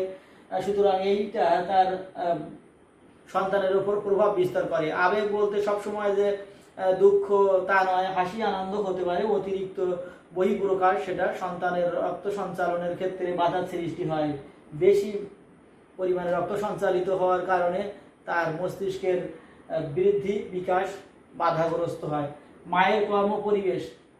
মায়েরা আগে ঘরে কাজ করতে হয়, এখন মায়েদের কর্মপরিবেশ ঘরের মধ্যে সীমাবদ্ধ নয়, এখন তারা পুরুষদের সাথী, তারা সর্বক্ষেত্রে মায়েরা কাজ করছে। সুতরাং মায়ের কর্মপরিবেশ যদি সুন্দর হয় তাহলে সুস্থ স্বাভাবিক শিশু জন্মগ্রহণ করা সম্ভব। মা যদি কোনো ওষুধ কারখানাতে কাজ করে, কোনো তামাক কারখানাতে কাজ করে বা কোনো প্রকার রাসায়নিক শিল্প কারখানায় কাজ করে, তাহলে দেখা যায় যে তার মায়ের এই কর্মপরিবেশের কারণে সন্তানের ভ্রূণে নষ্ট হয়ে যাওয়ার সম্ভাবনা থাকে এবং বিকলাঙ্গ শিশু জন্মগ্রহণ করার সম্ভাবনা থেকে যায়। 6 নম্বর দেখো, ধূমপান ও মাদকাসক্তি। আমাদের বাংলাদেশ খুবই ভালো একটা দেশ, যেখানে মায়েরা কোনো ধূমপান করে না, মাদকাসক্তিও নেই, একেবারে নেই যে তা বলা যায় না, সামান্য সামান্য যেটা গণনার মধ্যে আনা যায় না। কিন্তু বিশ্বের অন্য দেশে এটা ব্যাপকভাবে ধূমপান এবং মাদকাসক্ত নারীর সংখ্যা অনেক বেশি। সেদিক থেকে আমরা অনেক সৌভাগ্যবান এবং সৌভাগ্যবান হওয়ার কারণে আমাদের সন্তানেরা সুস্থ স্বাভাবিকভাবে জন্মগ্রহণ করতে পারে। মাদকাসক্ত মা ধূমপায়ী মায়ের পক্ষে সুস্থ সুন্দর শিশু জন্ম দেওয়া সম্ভব নয়। এখানে বিকলাঙ্গ শিশু হওয়ার সম্ভাবনা বেশি থাকে এবং তার মস্তিষ্কের বিকাশ স্বাভাবিক হয় না। এবং এমনকি যারা পুরুষেরা ধূমপায়ী হয়ে থাকলেও যখন মা গর্ভবতী থাকেন তখন তার পাশাপাশি কোথাও যেন ধূমপান না করে, এদিকটাও আমাদের খেয়াল রাখতে হবে, এই বিষয়টা আমাদের সতর্ক থাকা প্রয়োজন। 7 নাম্বার, অতিরিক্ত ঔষধের ব্যবহার। এখন আমাদের গ্রাম অঞ্চলে হোক বা বিভিন্ন জায়গাতে আমাদের মায়েরা যখন গর্ভবতী থাকে তখন নানা অসুবিধার সম্মুখীন হয়, এবং সাথে সাথে যদি কেউ ডাক্তারের শরণাপন্ন হয় এবং দেখা যায় যে অনেক ওষুধ দিয়ে দেয়, তখন অনেক অ্যান্টিবায়োটিক বা অন্যান্য ওষুধ দিয়ে দেয়, স্বাভাবিকভাবে তখন সেইগুলো বাচ্চার উপরে অনেক প্রভাব বিস্তার করে। সুতরাং গর্ভবতী মায়েদের ওষুধ যখন আমাদের ডাক্তার সাহেবরা দেবেন তখন যেন অবশ্যই অনেক সতর্কতার সাথে তাকে ওষুধগুলো দেন, যাতে সন্তানের যেন কোনো ক্ষতি না হয়। 8 নম্বর, গর্ভে ভ্রূণের সংখ্যা। গর্ভে একটা সন্তান থাকবে, এটা মানুষের ক্ষেত্রে স্বাভাবিক, কিন্তু যদি একাধিক হয়ে থাকে, যদি একাধিক ডিম্বাণুর সাথে একাধিক শুক্রাণুর মিলিত হয় তাহলে ভিন্ন যমজ। আবার যদি একটা ডিম্বাণুর সাথে একটা শুক্রাণুর মিলিত হওয়ার পরে জাইগোটটা একাধিক ভাগে ভাগ হয়ে একাধিক সন্তানের জন্ম হয়, তাহলে ভ্রূণের সংখ্যা বৃদ্ধির সাথে সাথে সন্তানের সংখ্যা বৃদ্ধি। একটা সন্তান থাকলে যে খাদ্য পেত, 2টা বা 3টা সন্তান পেলে স্বাভাবিকভাবে সেই খাদ্য পাবে না, এবং যখনই পাবে না তখন সেই আমরা বলেছিলাম 280 দিন তার আগে, সময়ের আগেই তার বাচ্চা প্রসব হয়ে যাবে এবং তারা অপুষ্ট সন্তান জন্ম হবে, এবং তাদের মাথার গঠন ঠিক মতো হবে না, তারপরে তাদের চোখ হয়তো ফুটবে না, এরকম সময়ের অনেক আগে যদি সন্তান প্রসব হয় তাহলে এই ঘটনাগুলো ঘটে থাকে। তারপর দেখো এক্স রে তোমরা জানো যে আমরা অনেক সময় আল্ট্রাসাউন্ড, এগুলো এক্স রে মতোই প্রায়, সন্তানের অবস্থান জানার জন্য, ছেলে নামে জানার জন্য ইত্যাদি। এই সময় বারে বারে এক্স রে যদি করা হয় বা কোনো বিষয়ে, তখন এক্স রে বা আল্ট্রাসাউন্ড করলে গর্ভস্থ শিশুর ওপরে এই রেটা প্রভাব ফেলে এবং সেখানেও বিকলাঙ্গ শিশু এবং শিশুর স্বাভাবিক বৃদ্ধি বাধাগ্রস্ত হয়। আরেকটা উপাদান 10 নাম্বার সর্বশেষ, রক্তে RH উপাদান। RH উপাদান বা RH ফ্যাক্টর, এটাকে আমি আর একটুখানি ভালোভাবে দেখাই তোমাদেরকে, আমাদের বইয়ে ওইটুকুনি ভালোভাবে নেই, তো আমি তোমাদেরকে আরেকটুখানি ডিটেলস দেখাচ্ছি, যদিও প্রয়োজন না, তারপরেও তোমাদের এটা নিজেদের প্রয়োজনে জানা ভালো, কারণ আমরা অনেকে এই বিষয়ে হয়তো জানি না, আবার অনেকে জানি। যাই হোক, আমরা দেখি RH উপাদানটা বর্ণনা এখানে দিয়েছি। কার্লো ল্যান্ডস্টেইনার এবং উইনার 1940 সালে রেসার্চ বানরের দেহে প্রথম লোহিত রক্ত কণিকায় অ্যান্টিজেন আবিষ্কার করেন। তাই 1940 সালে কার্লো ল্যান্ডস্টেইনার এবং উইনার 1940 সালে রেসার্চ বানরের দেহে এক লোহিত রক্ত কণিকায় অ্যান্টিজেন আবিষ্কার করেন। তোমরা যদি ঢাকা চিড়িয়াখানায় যাও এবং কলকাতা চিড়িয়াখানায় যাও তাহলে তোমরা রেসার্চ বানর দেখতে পাবে, ওখানে রেসার্চ বানর রয়েছে। তাই এই বানরের দেহে লোহিত কণিকায় অ্যান্টিজেন আবিষ্কার করেন, একে RH ফ্যাক্টর বলে। এই যে অ্যান্টিজেন, রেসার্চ বানরের দেহের যে অ্যান্টিজেন লোহিত কণিকা, একে RH ফ্যাক্টর বলা হয় বা RH উপাদান। পরবর্তীতে 85% মানুষের দেহের রক্তকণিকায়, লোহিত রক্তকণিকায় অ্যান্টিজেন পাওয়া গেছে। যাদের রক্তে RH আছে, এই অ্যান্টিজেন আছে 85%, তাদের রক্তের গ্রুপ পজিটিভ, আর যাদের নেই তাদের রক্তের গ্রুপ হলো নেগেটিভ। যাদের অ্যান্টিজেন নেই লোহিত রক্তকণিকায় তাদের রক্তের গ্রুপ নেগেটিভ। মা ও শিশুর, আমাদের বইয়ে যেখান থেকে আছে সেটা এই, মা ও শিশুর RH ফ্যাক্টর একই না হলে লোহিত রক্তকণিকা ভেঙে যায়।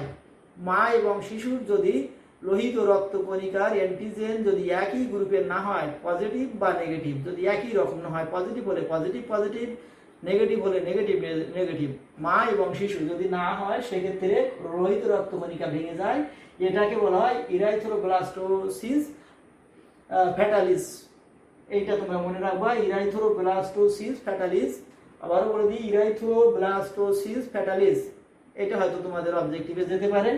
যাই হোক, লোহিত রক্তকণিকা ভেঙে যাওয়া RH ফ্যাক্টরের কারণে এটাকে বলা হয় ইরাইথ্রোব্লাস্টোসিস ফ্যাটালিস, এটা তোমরা মনে রাখবা। ফলে মৃত সন্তান প্রসব করে অথবা গর্ভপাত ঘটে অথবা সন্তান প্রসব করার পরে সন্তান মারা যায়। পিতার পজিটিভ এবং মাতার নেগেটিভ রক্তের গ্রুপের এ ধরনের অসামঞ্জস্যতা থেকে, পিতার যদি পজিটিভ গ্রুপ হয় রক্তের এবং মাতার যদি নেগেটিভ গ্রুপ হয়, সেটা যে কোনো হতে পারে, তাহলে এই অসামঞ্জস্যতা থেকে এই সমস্যার সূত্রপাতটা ঘটে। এই লোহিত রক্তকণিকা বাচ্চার এটা ভেঙে যেতে থাকে। বর্তমান এটা নিয়ে দুশ্চিন্তার কিছু নেই। এনটিডি, এটা মনে রাখবা, এনটিডি ইনজেকশনের মাধ্যমে এই ধরনের সমস্যার সমাধান করা যায়।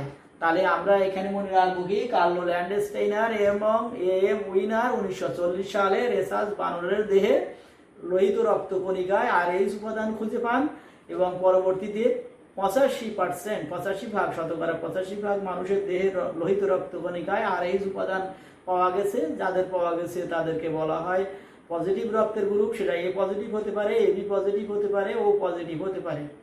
আবার যাদের পাওয়া যায় নাই তাদেরকে বলা হয় negative 15%, A negative, B negative, AB negative, O negative ইত্যাদি।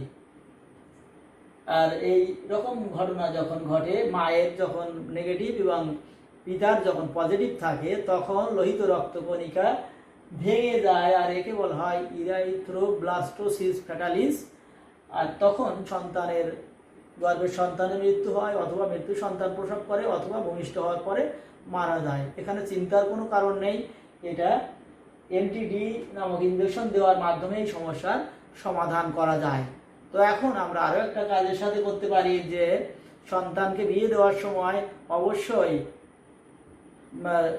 ছেলের এবং মেয়ের রক্তের গ্রুপটা যেন আমরা জেনে নিই। যদি এরকমটা হয় তাহলে যেমন আমরা ভালো পরিবার দেখি, বিয়ের সময় যেমন ভালো চেহারা সুন্দর দেখি, আমরা যেমন শিক্ষিত দেখি, জ্ঞানী দেখি, ঠিক তেমন যেন আমরা রক্তের এরকম ধরনের অসম গ্রুপের সাথে যেন আমাদের সন্তানদের বিয়ে দিয়ে পরবর্তী বংশধরদের এবং তাদের সন্তানদের যেন এরকম একটা বড় ধরনের বিপদের যেন আমরা সম্মুখীন না করি, সে বিষয়টা আমাদের সবাইকে খেয়াল রাখতে হবে। তোমরা যেহেতু উচ্চ মাধ্যমিকের স্টুডেন্ট, তোমরা অবশ্যই বিষয়টা মাথায় রাখবা এবং এটা আমাদের দেশের জন্য অনেক মঙ্গলকর হবে। এবার 2 নম্বর ছিল কি, জন্ম পরবর্তী পরিবেশ। ভূমিষ্ঠ হওয়ার পর থেকে মৃত্যুর পূর্ব পর্যন্ত যেসব উপাদান ব্যক্তির জীবনকে প্রভাবিত করে তাকে জন্ম পরবর্তী পরিবেশ। ভূমিষ্ঠ হওয়ার পর থেকে, আগেরটা ছিল যে মাতৃগর্ভে যে সমস্ত উপাদান, 10টা উপাদান তোমাদেরকে আমি বলেছি। আর এখানে হলো জন্মের পর থেকে, ভূমিষ্ঠ হওয়ার পর থেকে মৃত্যুর পূর্ব পর্যন্ত যে সমস্ত উপাদান ব্যক্তির জীবনকে প্রভাবিত করে তাদেরকে আমরা বলি, সেই সমস্ত উপাদানকে বলি জন্ম পরবর্তী পরিবেশ। দেখো এখানে বেশি নেই। জন্ম পরবর্তী পরিবেশে প্রভাব বিস্তারকারী উপাদান সমূহ: 1 প্রাকৃতিক উপাদান, 2 সামাজিক উপাদান, এবং 2 সামাজিক উপাদানের আরো কিছু উপ আছে, সেগুলো আমি পরে দেখাচ্ছি। আগে প্রাকৃতিক পরিবেশ। প্রাকৃতিক পরিবেশ বলতে আমরা সমতল ভূমিতে বাস করছে, পাহাড় পর্বত, নদ নদী, সমুদ্র, বিভিন্ন রকম ভূপ্রাকৃতিক অঞ্চলে মানুষ বসবাস করছে। এই বিভিন্ন পরিবেশে বসবাস করার কারণে তাদের খাদ্যাভ্যাস, পোশাক, আচার আচরণ এবং কর্মদক্ষতা পরিবর্তন এসেছে, এবং এক একজনের প্রকৃতি এক এক রকম। এটা প্রকৃতি নির্ধারণ করেছে। প্রকৃতিতে টিকে থাকার জন্য প্রকৃতি নির্ধারণ করেছে যে আমাদের বৈশিষ্ট্যটা কেমন হবে। এই জন্য আমরা বলেছি মৃত্যু, জন্ম থেকে জন্ম পরবর্তী, ভূমিষ্ঠ হওয়ার পর থেকে মৃত্যু। তাহলে প্রাকৃতিক পরিবেশ আমাদের উপরে একটা বিশেষভাবে প্রভাব বিস্তার করছে। তোমাদেরকে এরকম একটা প্রশ্ন দিতে পারে যে কক্সবাজার একটা, এখানে জানো জলবায়ু পরিবর্তনের জন্য আবহাওয়া, শরীর যখন অসুস্থ থাকে তখন ডাক্তারের পরামর্শে কেউ কেউ ওখানে যায় হাওয়া পরিবর্তনের জন্য। তো কক্সবাজারের জলবায়ু অনেক ভালো, স্বাস্থ্যকর, এই জন্য ওখানে যায়। এরকম অনেক জায়গা রয়েছে বাংলাদেশে দর্শনীয় এবং মন ভালো করার এবং স্বাস্থ্যকর জায়গা, যেখানে পলিউশন নেই, দূষণ নেই। তো এইসব জায়গাগুলোতে মানুষ স্বাভাবিকভাবে অনেক কর্মঠ হয়, সুস্থ হয়ে যায়। তো এরকম আমাদের পরিবেশ আমাদেরকে নির্ধারণ করে থাকে। এগুলো আমাদের, তার উপরে আমাদের মেজাজ নির্ভর করে, আমাদের বুদ্ধি, আমাদের সহনশীলতা, সবকিছুই। তারপর 2 নম্বর আসি সামাজিক পরিবেশ। দেখো সামাজিক পরিবেশের বিভিন্ন উপাদানের মধ্যে কতে আছে পরিবার, খতে আছে শিক্ষা প্রতিষ্ঠান, গতে আছে সঙ্গী দল বা খেলার সাথী, ঘতে রয়েছে সামাজিক সংগঠন। সামাজিক সংগঠনের মধ্যে দেখো আবার অনেকগুলো রয়েছে: সাহিত্য সংগঠন, সাংস্কৃতিক সংগঠন, বিজ্ঞান ক্লাব, ল্যাঙ্গুয়েজ ক্লাব, ধর্মীয় ক্লাব, সমাজসেবামূলক সংগঠন, রাজনৈতিক সংগঠন, ক্রীড়া বিষয়ক সংগঠন, আরো অনেক অনেক সংগঠন রয়েছে। তো দেখো পরিবারে কারা থাকে, প্রথমে মাতা পিতা থাকে স্বাভাবিকভাবে। এখন পরিবার ছোট হয়ে গেছে, মাতা পিতা আর সেখানে আগে ছিল বা এখনো আছে বিভিন্ন জায়গায় পিতা মাতা, নানা নানি, দাদা দাদি, কাকা কাকি, চাচা চাচি, ফুফু ফুফা, বিভিন্ন রকম অনেক মানুষ নিয়ে পরিবার হতে পারে, একক পরিবার, যৌথ পরিবার, বিভিন্ন ধরনের পরিবার। এখন পরিবারে মাতা এবং পিতার সম্পর্ক যদি ভালো থাকে তাহলে স্বাভাবিক সুস্থ শিশু বিকাশ ঘটে এবং ব্যক্তিত্ব সম্পন্ন শিশুর জন্মগ্রহণ করে। মাতা পিতার মধ্যে সবসময় যদি কলহ বিরাজ করে তাহলে সন্তান সেগুলো রপ্ত করে এবং সে তার মধ্যে এই সমস্ত আক্রোশ জাতীয় জিনিসগুলো সবসময় চলে আসে। তারপরে পরিবারের সদস্যদের মধ্যে পারস্পরিক সম্পর্ক যদি ভালো থাকে, পিতামাতার সম্পর্ক যদি ভালো থাকে তাহলে সন্তান অবশ্যই ভালো হবে। আমাদের সমাজে বিভিন্ন জায়গায় যে সমস্ত সমস্যাগুলো সৃষ্টি হচ্ছে, অবশ্যই তাদের পরিবারে নানান সমস্যা ছিল যার কারণে সন্তানেরা বিপদগামী হয়েছে। অবশ্যই আমাদের সন্তানকে স্বাভাবিক পথে ফিরিয়ে আনতে গেলে পিতামাতা সহ পরিবারের সদস্যদের অনেক সহনশীলতার পরিচয় দিতে হবে। তারপরে আসে শিক্ষা প্রতিষ্ঠান। শিশু পরিবার থেকে প্রথমে আসে শিক্ষা প্রতিষ্ঠান। এখন তো সে প্রাথমিক, কিন্ডারগার্টেন, একেবারে জন্ম হওয়ার পর থেকে নিয়ে গেলে ভালো হয়, এরকম একটা অবস্থা। আমাদের সন্তানকে আমরা দ্রুত একবারে অনেক উচ্চ অবস্থানে নিয়ে যেতে চাই। যাই হোক, শিক্ষা প্রতিষ্ঠান, সেখানে ছোটবেলা থেকে অনেক কিন্ডারগার্টেন বা বিভিন্ন জায়গায় অনেকগুলো বইয়ের চাপ ধরিয়ে দিয়ে ভীতি সৃষ্টি করা হয়। খেলাধুলো করার তাদের প্রায় সময়ই থাকে না, খেলাধুলো করতেই পারে না। খেলার অনেকে এখন বড় বড় শহরে থাকে, খেলার মাঠের সেরকম প্রাচুর্যতা নেই, তারা খেলাধুলো থেকেও অনেক বঞ্চিত হয়ে যায়। এই সমস্ত শিশুরা স্বাভাবিক সুস্থভাবে বেড়ে উঠতে পারে না। আরও একটা বিষয় হলো যে শিক্ষা প্রতিষ্ঠান শিশুর বিকাশ এবং স্বাভাবিকভাবে সমাজে পরস্পরের সাথে মিলেমিশে কাজ করার, পারস্পরিক সৌহার্দ্যবোধ ইত্যাদিগুলো সৃষ্টি করে থাকে শিক্ষা প্রতিষ্ঠান। সেখানে মেধাবী, অল্প মেধাবী, কম মেধাবী, মধ্য মেধাবী, ধনী, উচ্চবিত্ত, মধ্যবিত্ত, শিক্ষিত, অল্প শিক্ষিত সব পরিবারের সন্তানরা এখানে পড়ালেখা করে। সবার পারস্পরিক খেলাধুলা বা বিভিন্ন কাজকর্মের আদান প্রদানের মাধ্যমে, পড়ালেখার মাধ্যমে তারা পরস্পরের প্রতি শ্রদ্ধাবোধ জন্মায় এবং একে অন্যের প্রতি নেতিবাচক যে সমস্ত ধারণাগুলো থাকে সেগুলো দূর হয়ে যায়। কিন্তু আমাদের এখানে কিন্ডারগার্টেন হওয়াতে অনেক শিক্ষিত এবং ধনী সন্তানরা কিন্ডারগার্টেন, ইংলিশ মিডিয়াম স্কুলে চলে যায়। প্রাথমিক বিদ্যালয়গুলোতে গরিব মধ্যবিত্ত এবং নিম্ন আয়ের মানুষদের সন্তানেরা লেখাপড়া করে। সেখানে যদি উচ্চবিত্ত, উচ্চ শিক্ষিত, চাকরিজীবী বা জ্ঞানীগুণী মানুষদের ছেলেমেয়েরা পড়ালেখা করতো তাহলে তাদেরও দৃষ্টিটা ওই প্রাইমারি স্কুলের পড়ালেখার প্রতি যেত, তাহলে সেখানে পড়ালেখাও ভালো হতো এবং সকল মেধার শিক্ষার্থীদের সমন্বয়ে একটা ফলপ্রসূ পাঠদান সম্ভব হতো এবং পরস্পরের আচরণের বিনিময় হয়ে সমাজটা একটা সুষম সমাজ গঠিত হতো। এখানে একটা বড় ধরনের সমস্যা সৃষ্টি হচ্ছে আমাদের এখানে বিভিন্নমুখী শিক্ষা প্রতিষ্ঠান থাকার কারণে। যাই হোক, আমরা শিক্ষা প্রতিষ্ঠানের পরে চলে যাই সঙ্গী দল বা খেলার সাথী। একই রকম মনোভাব এবং বৈশিষ্ট্য সম্পন্ন শিশুরা একসাথে জোট বেঁধেই সবসময় খেলাধুলা করে। ভিন্ন বয়সী এবং ভিন্ন রুচি বা ভিন্ন পছন্দ যারা করে তাদের নিয়ে খেলার সঙ্গী দল গঠিত হয় না। সবাই একই রকম বৈশিষ্ট্য সম্পন্ন, মনোভাব সম্পন্ন শিশুদের নিয়ে সঙ্গী দল বা খেলার সাথী গঠিত হয়। এখানে যদি উচ্চ নিচু মধ্যবিত্ত সবাই একসাথে সব সন্তানরা খেলাধুলো করতে পারতো, তারা সব কিছু কাজে অংশগ্রহণ করতে পারতো, তাহলে সমাজটা সুষম সমাজ গঠিত হতো, শান্তি বিরাজ করতো সমাজে। তারপরে আমরা চলে যাই সামাজিক সংগঠন। এখানে বিভিন্ন রকম সামাজিক সংগঠন, যারা যে প্রকৃতি বলেছি যে সমমনা, সাহিত্য হতে পারে, সংস্কৃতি হতে পারে, বিজ্ঞান হতে পারে, ল্যাঙ্গুয়েজ ক্লাব হতে পারে, বাংলা ল্যাঙ্গুয়েজ হতে পারে, বাংলা ভাষার একটা ক্লাব হতে পারে, আমাদের ভাষার মধ্যে বিভিন্ন আঞ্চলিক ভাষাতে আমরা কথা বলি, আমরা বিভিন্ন অঞ্চলের মানুষ, আমাদের অঞ্চলের প্রভাব আমাদের উপরে পড়েছে, আমরা অনেক শিক্ষিত হয়েছি, কিন্তু আমরা আঞ্চলিকতার ঊর্ধ্বে রই, আমরা এগুলো কাটিয়ে উঠতে পারিনি। কেউ কেউ হয়তো পেরেছে, অনেকে আমরা পারি নাই। এবং এটা পারার জন্য যদি একটা বাংলা সঠিক শুদ্ধ উচ্চারণের কোনো একটা ক্লাব থাকে, জেলা পর্যায়ে হোক বা মোবাইলে ফেসবুক গ্রুপে, যে শুদ্ধ উচ্চারণ, আমাদের টিভিগুলোতে হরহামেশাই দেখা যায় যে অনেকখানে এরকম আঞ্চলিক শব্দ ব্যবহার করা হচ্ছে হেড টাইটেলে, এগুলো হতো না।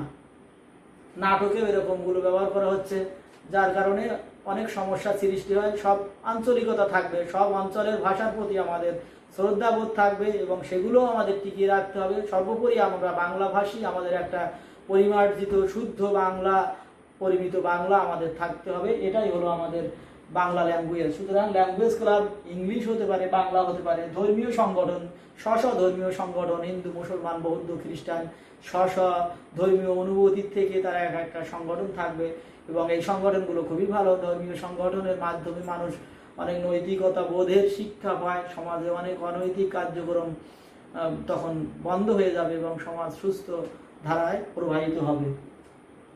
সমাজ সেবামূলক সংগঠন আছে আমাদের, স্কুল পর্যায়ে আছে, কলেজ পর্যায়ে আছে, বিশ্ববিদ্যালয় পর্যায়ে আছে, তোমাদের কলেজ পর্যায়ে আছে rover scout, girls guide, university পর্যায়ে আছে বিএনসিসি ইত্যাদি। এবার রাজনৈতিক সংগঠন আছে, বিভিন্ন রাজনৈতিক সংগঠন না থাকলে দেশটা ভালোভাবে চলে না। আমাদের দেশ একটা গণতান্ত্রিক দেশ এবং বিশ্বে বিভিন্ন গণতান্ত্রিক দেশ সুস্থভাবে চলতে গেলে সাইকেলের চাকার সাথে তুলনা করা যেতে পারে। গণতন্ত্রে যদি বিরোধী শক্তিশালী দল না থাকে তাহলে সাইকেল যেমন এক জায়গায় চলে না, এক দলে সেরকম কোনো দেশ ভালোভাবে চলতে পারে না। দুটো শক্তিশালী দল যদি থাকে ন্যূনতম পক্ষে, একাধিক থাকলে তো আরো ভালোভাবে দেশটাকে পরিচালনা করা সম্ভব হয়। আর যদি এক চাকা থাকে তার অর্থ কিনা একটা প্রধান দল থাকে আর কোনো দল না থাকে, তাহলে সেই দেশটা এক জায়গায় যেমন সাইকেল চলে না, দেশটাও ভালোভাবে চলতে পারে না। সুতরাং বিভিন্ন রাজনৈতিক দলের গুরুত্ব অপরিসীম একটা দেশের উন্নয়নের জন্যে। এবার ক্রীড়া বিষয়ক সংগঠন আমাদের দেশে আর রয়েছে, যেমন ফুটবল সংগঠন, ক্রিকেট সংগঠন। আমরা এখন বিশ্বকাপ ক্রিকেট খেলার পদমর্যাদা লাভ করেছি, আমরা ভবিষ্যতে ফুটবলেও আমরা পাবো, আমরা আশা করি। তারপরে হাডুডু, বাস্কেটবল, বিভিন্ন রকম ক্রীড়া রয়েছে যেগুলো আমাদের সংগঠন রয়েছে, এর মাধ্যমে শিশুরা বিকাশ লাভ করে। তাহলে জন্ম পরবর্তী পরিবেশের প্রভাব বিস্তারকারী উপাদান সমূহের মধ্যে প্রাকৃতিক পরিবেশ এবং সামাজিক পরিবেশ, সামাজিক পরিবেশের মধ্যে পরিবার এবং পরিবার, শিক্ষা প্রতিষ্ঠান, সঙ্গী দল, খেলার সাথী এবং বিভিন্ন সামাজিক সংগঠনের আমরা এই মোটামুটি একটা ধারণা দেওয়ার চেষ্টা করলাম। তোমরা আর একটু বই দেখে নিবে, আরো তোমাদের ভালো হবে আর কি। এবার দেখো, এতক্ষণ আমরা বংশগতি এবং পরিবেশ নিয়ে আলোচনা করলাম, বিভিন্ন দিক নিয়ে। এবার আমরা দেখি বংশগতি এবং পরিবেশ আমাদের উপরে কিভাবে প্রভাব বিস্তার করে, মানুষের ব্যক্তিত্ব বিকাশ এবং মানুষের উপরে কিভাবে প্রভাব বিস্তার করে। দেখো, আমাদের আচরণের উপরে, বিশেষ করে আমরা আচরণের মাধ্যমে একে অন্যের সাথে মিশি এবং আমাদেরকে প্রকাশ করি আমরা আচরণের মাধ্যমে। সুতরাং দেখো, আচরণের উপর এবং ব্যক্তিত্ব বিকাশের উপরে, ব্যক্তিত্বের উপরে কিভাবে বংশগতি এবং পরিবেশ প্রভাব বিস্তার করে সেটা আমরা এখানে দেখাবো। তোমাদেরকে একটু ধারাবাহিকভাবে পয়েন্ট করেছি, বইয়ে অবশ্যই এভাবে পয়েন্ট নেই, তারপর আমি পয়েন্ট আকারে তোমাদেরকে একটু দেখাচ্ছি। দেখো, ফেরেল মানব পর্যবেক্ষণ, এটা বইয়ে আলাদাভাবে ফেরেল মানব পর্যবেক্ষণ আছে, আমি ওটা ওখান থেকে এখানে টেনে নিয়ে আসছি, আচরণ ও বংশগতির মধ্যে নিয়ে আসছি। এটা প্রথমেই ছিল, আসলে ওখানের থেকে মনে হয় এখানে রাখলে আমার মনে হয় যেন ভালো হয়েছে। ওখানে রাইটার মহোদয়রা ওখানে দিয়েছেন প্রথমেই, কিন্তু আমি ওখানে না বর্ণনা করে আমি এটাকে নিয়ে আসছি বংশগতি এবং পরিবেশের উপরে। ফেরেল মানব পর্যবেক্ষণ, আগে ফেরেল মানবের সংজ্ঞাটা তোমাদেরকে দিই। ফেরেল মানব হলো মানব সমাজ থেকে বিচ্ছিন্ন কোনো সন্তান যদি কোনো পশুর আশ্রয়ে বা জীবজন্তুর আশ্রয়ে লালিত পালিত হয়ে বড় হয় এবং জীবিত থাকে, তাকে আমরা ফেরেল মানব বলি। এটা একেবারে অনাকাঙ্ক্ষিত যে মানুষের সন্তান হয়ে মানুষ তার নিজের সন্তানকে বনে ফেলে দিয়ে আসছে, সেই সন্তানকে পশু পাখি মানুষ করছে। তাহলে আমরা দেখো, বিভিন্ন ক্ষেত্রে অনেক সময় আমরা মানুষ পশুর থেকেও অধম আচরণ করে থাকি, যার কারণে আমাদের সমাজে অনেক সহিংসতা, খুন খারাপিগুলো ঘটে থাকে, অনেক সমস্যাগুলো ঘটে থাকে। দেখো, তাহলে ফেরেল মানব হলো মানব সমাজ থেকে বিচ্ছিন্ন কোনো শিশু, কোনো জীবজন্তুর আশ্রয়ে বেড়ে ওঠা সন্তানকে বলা হয় ফেরেল মানব। তাহলে দেখো এইটার উপরে গবেষণা করেছেন, এই ফেরেল মানব পর্যবেক্ষণ করেছেন রেভারেন্ড জে সিং এবং তার স্ত্রী 1930 সালে ভারতের মেদিনীপুর জেলার একটা বন থেকে, জঙ্গল থেকে দুটো কন্যা সন্তানের সন্ধান পান তারা, রেভারেন্ড জে সিং এবং তার স্ত্রী 1930 সালে ভারতের মেদিনীপুর জেলার একটা জঙ্গলে দুটো কন্যা শিশুর সন্ধান পান। একজনের বয়স ছিল 8 বছর, যার নাম ছিল কমলা। 8 বছর বয়সী একটা শিশু আবিষ্কার খুঁজে পাইছিলেন, তার নাম ছিল কমলা। আর একটা ছিল 2 বছর বয়সী, নাম ছিল অমলা। এবং 17 বছর পর্যন্ত বেঁচে ছিল কমলা, যাকে 8 বছর বয়সে উদ্ধার করা হয়েছিল সে 17 বছর পর্যন্ত বেঁচে ছিল কমলা। এবং অমলাকে 2 বছর বয়সে উদ্ধার করা হয়েছিল, একই সাথে অমলা সে 4 বছর বেঁচে ছিল। এবং তাদের যখন উদ্ধার করা হয়, তারা দেখা গেল যে পশুর মতো 4 পায়ে চলে, হাত নিচে দিয়ে চলে, মানুষের মতো 2 পায়ে হাঁটতে পারে না, হাত দিয়ে তুলে খেতে পারে না, মুখ দিয়ে খায়। জল পান করার সময় বা পানি পান করার সময় তারা মুখ দিয়ে পশুর মতো, নেগড়ে বাঘের আশ্রয় যেহেতু ওরা বেড়ে উঠেছিল, তাই নেগড়ে বাঘের মতো করে খাবার খায় এবং পানি পান করে, কাঁচা খাবারে অভ্যস্ত ছিল। এরকম অনেক যেগুলো জীবজন্তু পশু পাখির যেগুলো বৈশিষ্ট্য, সেই বৈশিষ্ট্যগুলো তারা রপ্ত করেছিল। তারা কোনো কথা বলতে পারতো না, পশুর মতো বা পাখির মতো কিছু কিছু শব্দ উচ্চারণ করতে পারতো। তারা যেহেতু বনে বাস করতো মেদিনীপুর জঙ্গলে, তাই ওই জঙ্গলে তাদের কাছাকাছি যে সমস্ত শব্দগুলো হতো সেই সমস্ত শব্দগুলো তারা মুখের মাধ্যমে করতে পারতো, কোনো ভাষা তাদের ছিল না। তারপরে অনেক প্রচেষ্টায় রেভারেন্ড জে সিং এবং তার স্ত্রী তাদেরকে ভাষা শেখাতে চেষ্টা করে। তারপরে তারা ভাষা শিখতে সক্ষম হয়, কিন্তু তাদের প্রথম দিকে তাদের জামা কাপড় পরানো যেত না, ছিঁড়ে ফেলে দিত, কারণ তারা ওইগুলো পরতে অভ্যস্ত নয়, পশুর মতো এই সমস্তগুলো ছিল। যাই হোক, আমরা তাহলে এবারে ফেরেল মানব পর্যবেক্ষণ আচরণের উপর বংশগতি এবং পরিবেশের প্রভাব। দেখো তাহলে কি হলো, ওরা মানুষের সন্তান, ওদের মানবীয় গুণাবলী সবই বিদ্যমান ছিল, কিন্তু পরিবেশ না থাকার কারণে ওরা পশুর মতো আচরণ করেছিল। আবার পরবর্তীতে যখন মানব পরিবেশে ফিরিয়ে আনা হলো, তখন আবার তারা মানুষের মতো আচরণ করতে সক্ষম হয়েছিল। তাহলে দেখো এখানে মানুষ জন্মগ্রহণ করে শুধু মানুষ না, পরিবেশের জন্য মানুষ। তাহলে সুতরাং উন্নত পরিবেশ মানে উন্নত মানুষ অবশ্যই হবে, মানসিকতা ভালো হবে। তারপরে পর্যবেক্ষণে আমরা চলে যাই। দেখো মানব সমাজ থেকে বিচ্ছিন্ন মানব শিশু পর্যবেক্ষণ, এটাও আগে বর্ণনা করা হয়েছে বইয়ে, কিন্তু আমি এটা এখানে নিয়ে আসছি, পরিবেশ এবং বংশগতির মধ্যে নিয়ে আসছি। মানব সমাজ থেকে বিচ্ছিন্ন মানব শিশু পর্যবেক্ষণ, এখানে কিংসলি ডেভিড একজন সমাজবিজ্ঞানী 5 বছর বয়সের অ্যানা এবং 6.5 বছর বয়সের ইসাবেলাকে উদ্ধার করেন। এখানে কিংসলি ডেভিড সমাজবিজ্ঞানী তিনি করেছেন কি, 5 বছর বয়সের অ্যানা একজন কন্যা সন্তান একটা, এবং 6.5 বছর বয়সের ইসাবেলা আর একটা কন্যা সন্তান উদ্ধার করেন। অ্যানা 5 বছর বয়সে যখন উদ্ধার করা হয়, অ্যানার পিতা মারা যায়। অ্যানার পিতা মারা যাওয়ার পরে অ্যানার মা দ্বিতীয় বিবাহ বন্ধনে আবদ্ধ হয়, এবং পিতার নির্দেশ ক্রমে অ্যানার মা অ্যানাকে সাথে রাখতে পারতো না, একটা অন্ধকার ঘরে তাকে আটকানো ছিল। তাকে শুধুমাত্র দুধ খাওয়ানো হতো, ওর মা সময় মতো যে দুধটা খাওয়াই আসতো, এবং পরবর্তীতে বড় হলে যেহেতু 5 বছর পর্যন্ত বেঁচেছে, খাবার দেওয়া হতো, কিন্তু তার সাথে কোনো কথা বলতে দেওয়া হতো না, এবং তার ঘরে কোনো আলো ছিল না, সে একটা অন্ধকার নির্জন কক্ষে থাকতো। এই অবস্থায় কিংসলি ডেভিড যখন অ্যানাকে আবিষ্কার করে, তখন সে কোনো কথাই বলতে পারতো না। সে কিন্তু মানব সমাজ থেকে বিচ্ছিন্নভাবে বাস করছে, কিন্তু এখানে পশু পাখির আশ্রয় যায়নি, কিন্তু একটা সম্পূর্ণ বিচ্ছিন্ন, তার সাথে সমাজের কোনো সম্পর্ক ছিল না। সে কথা বলতে পারতো না, সে কোনো চিন্তা করতে পারতো না, তার কোনো আবেগ ছিল না, অনুভূতি ছিল না ভালোভাবে।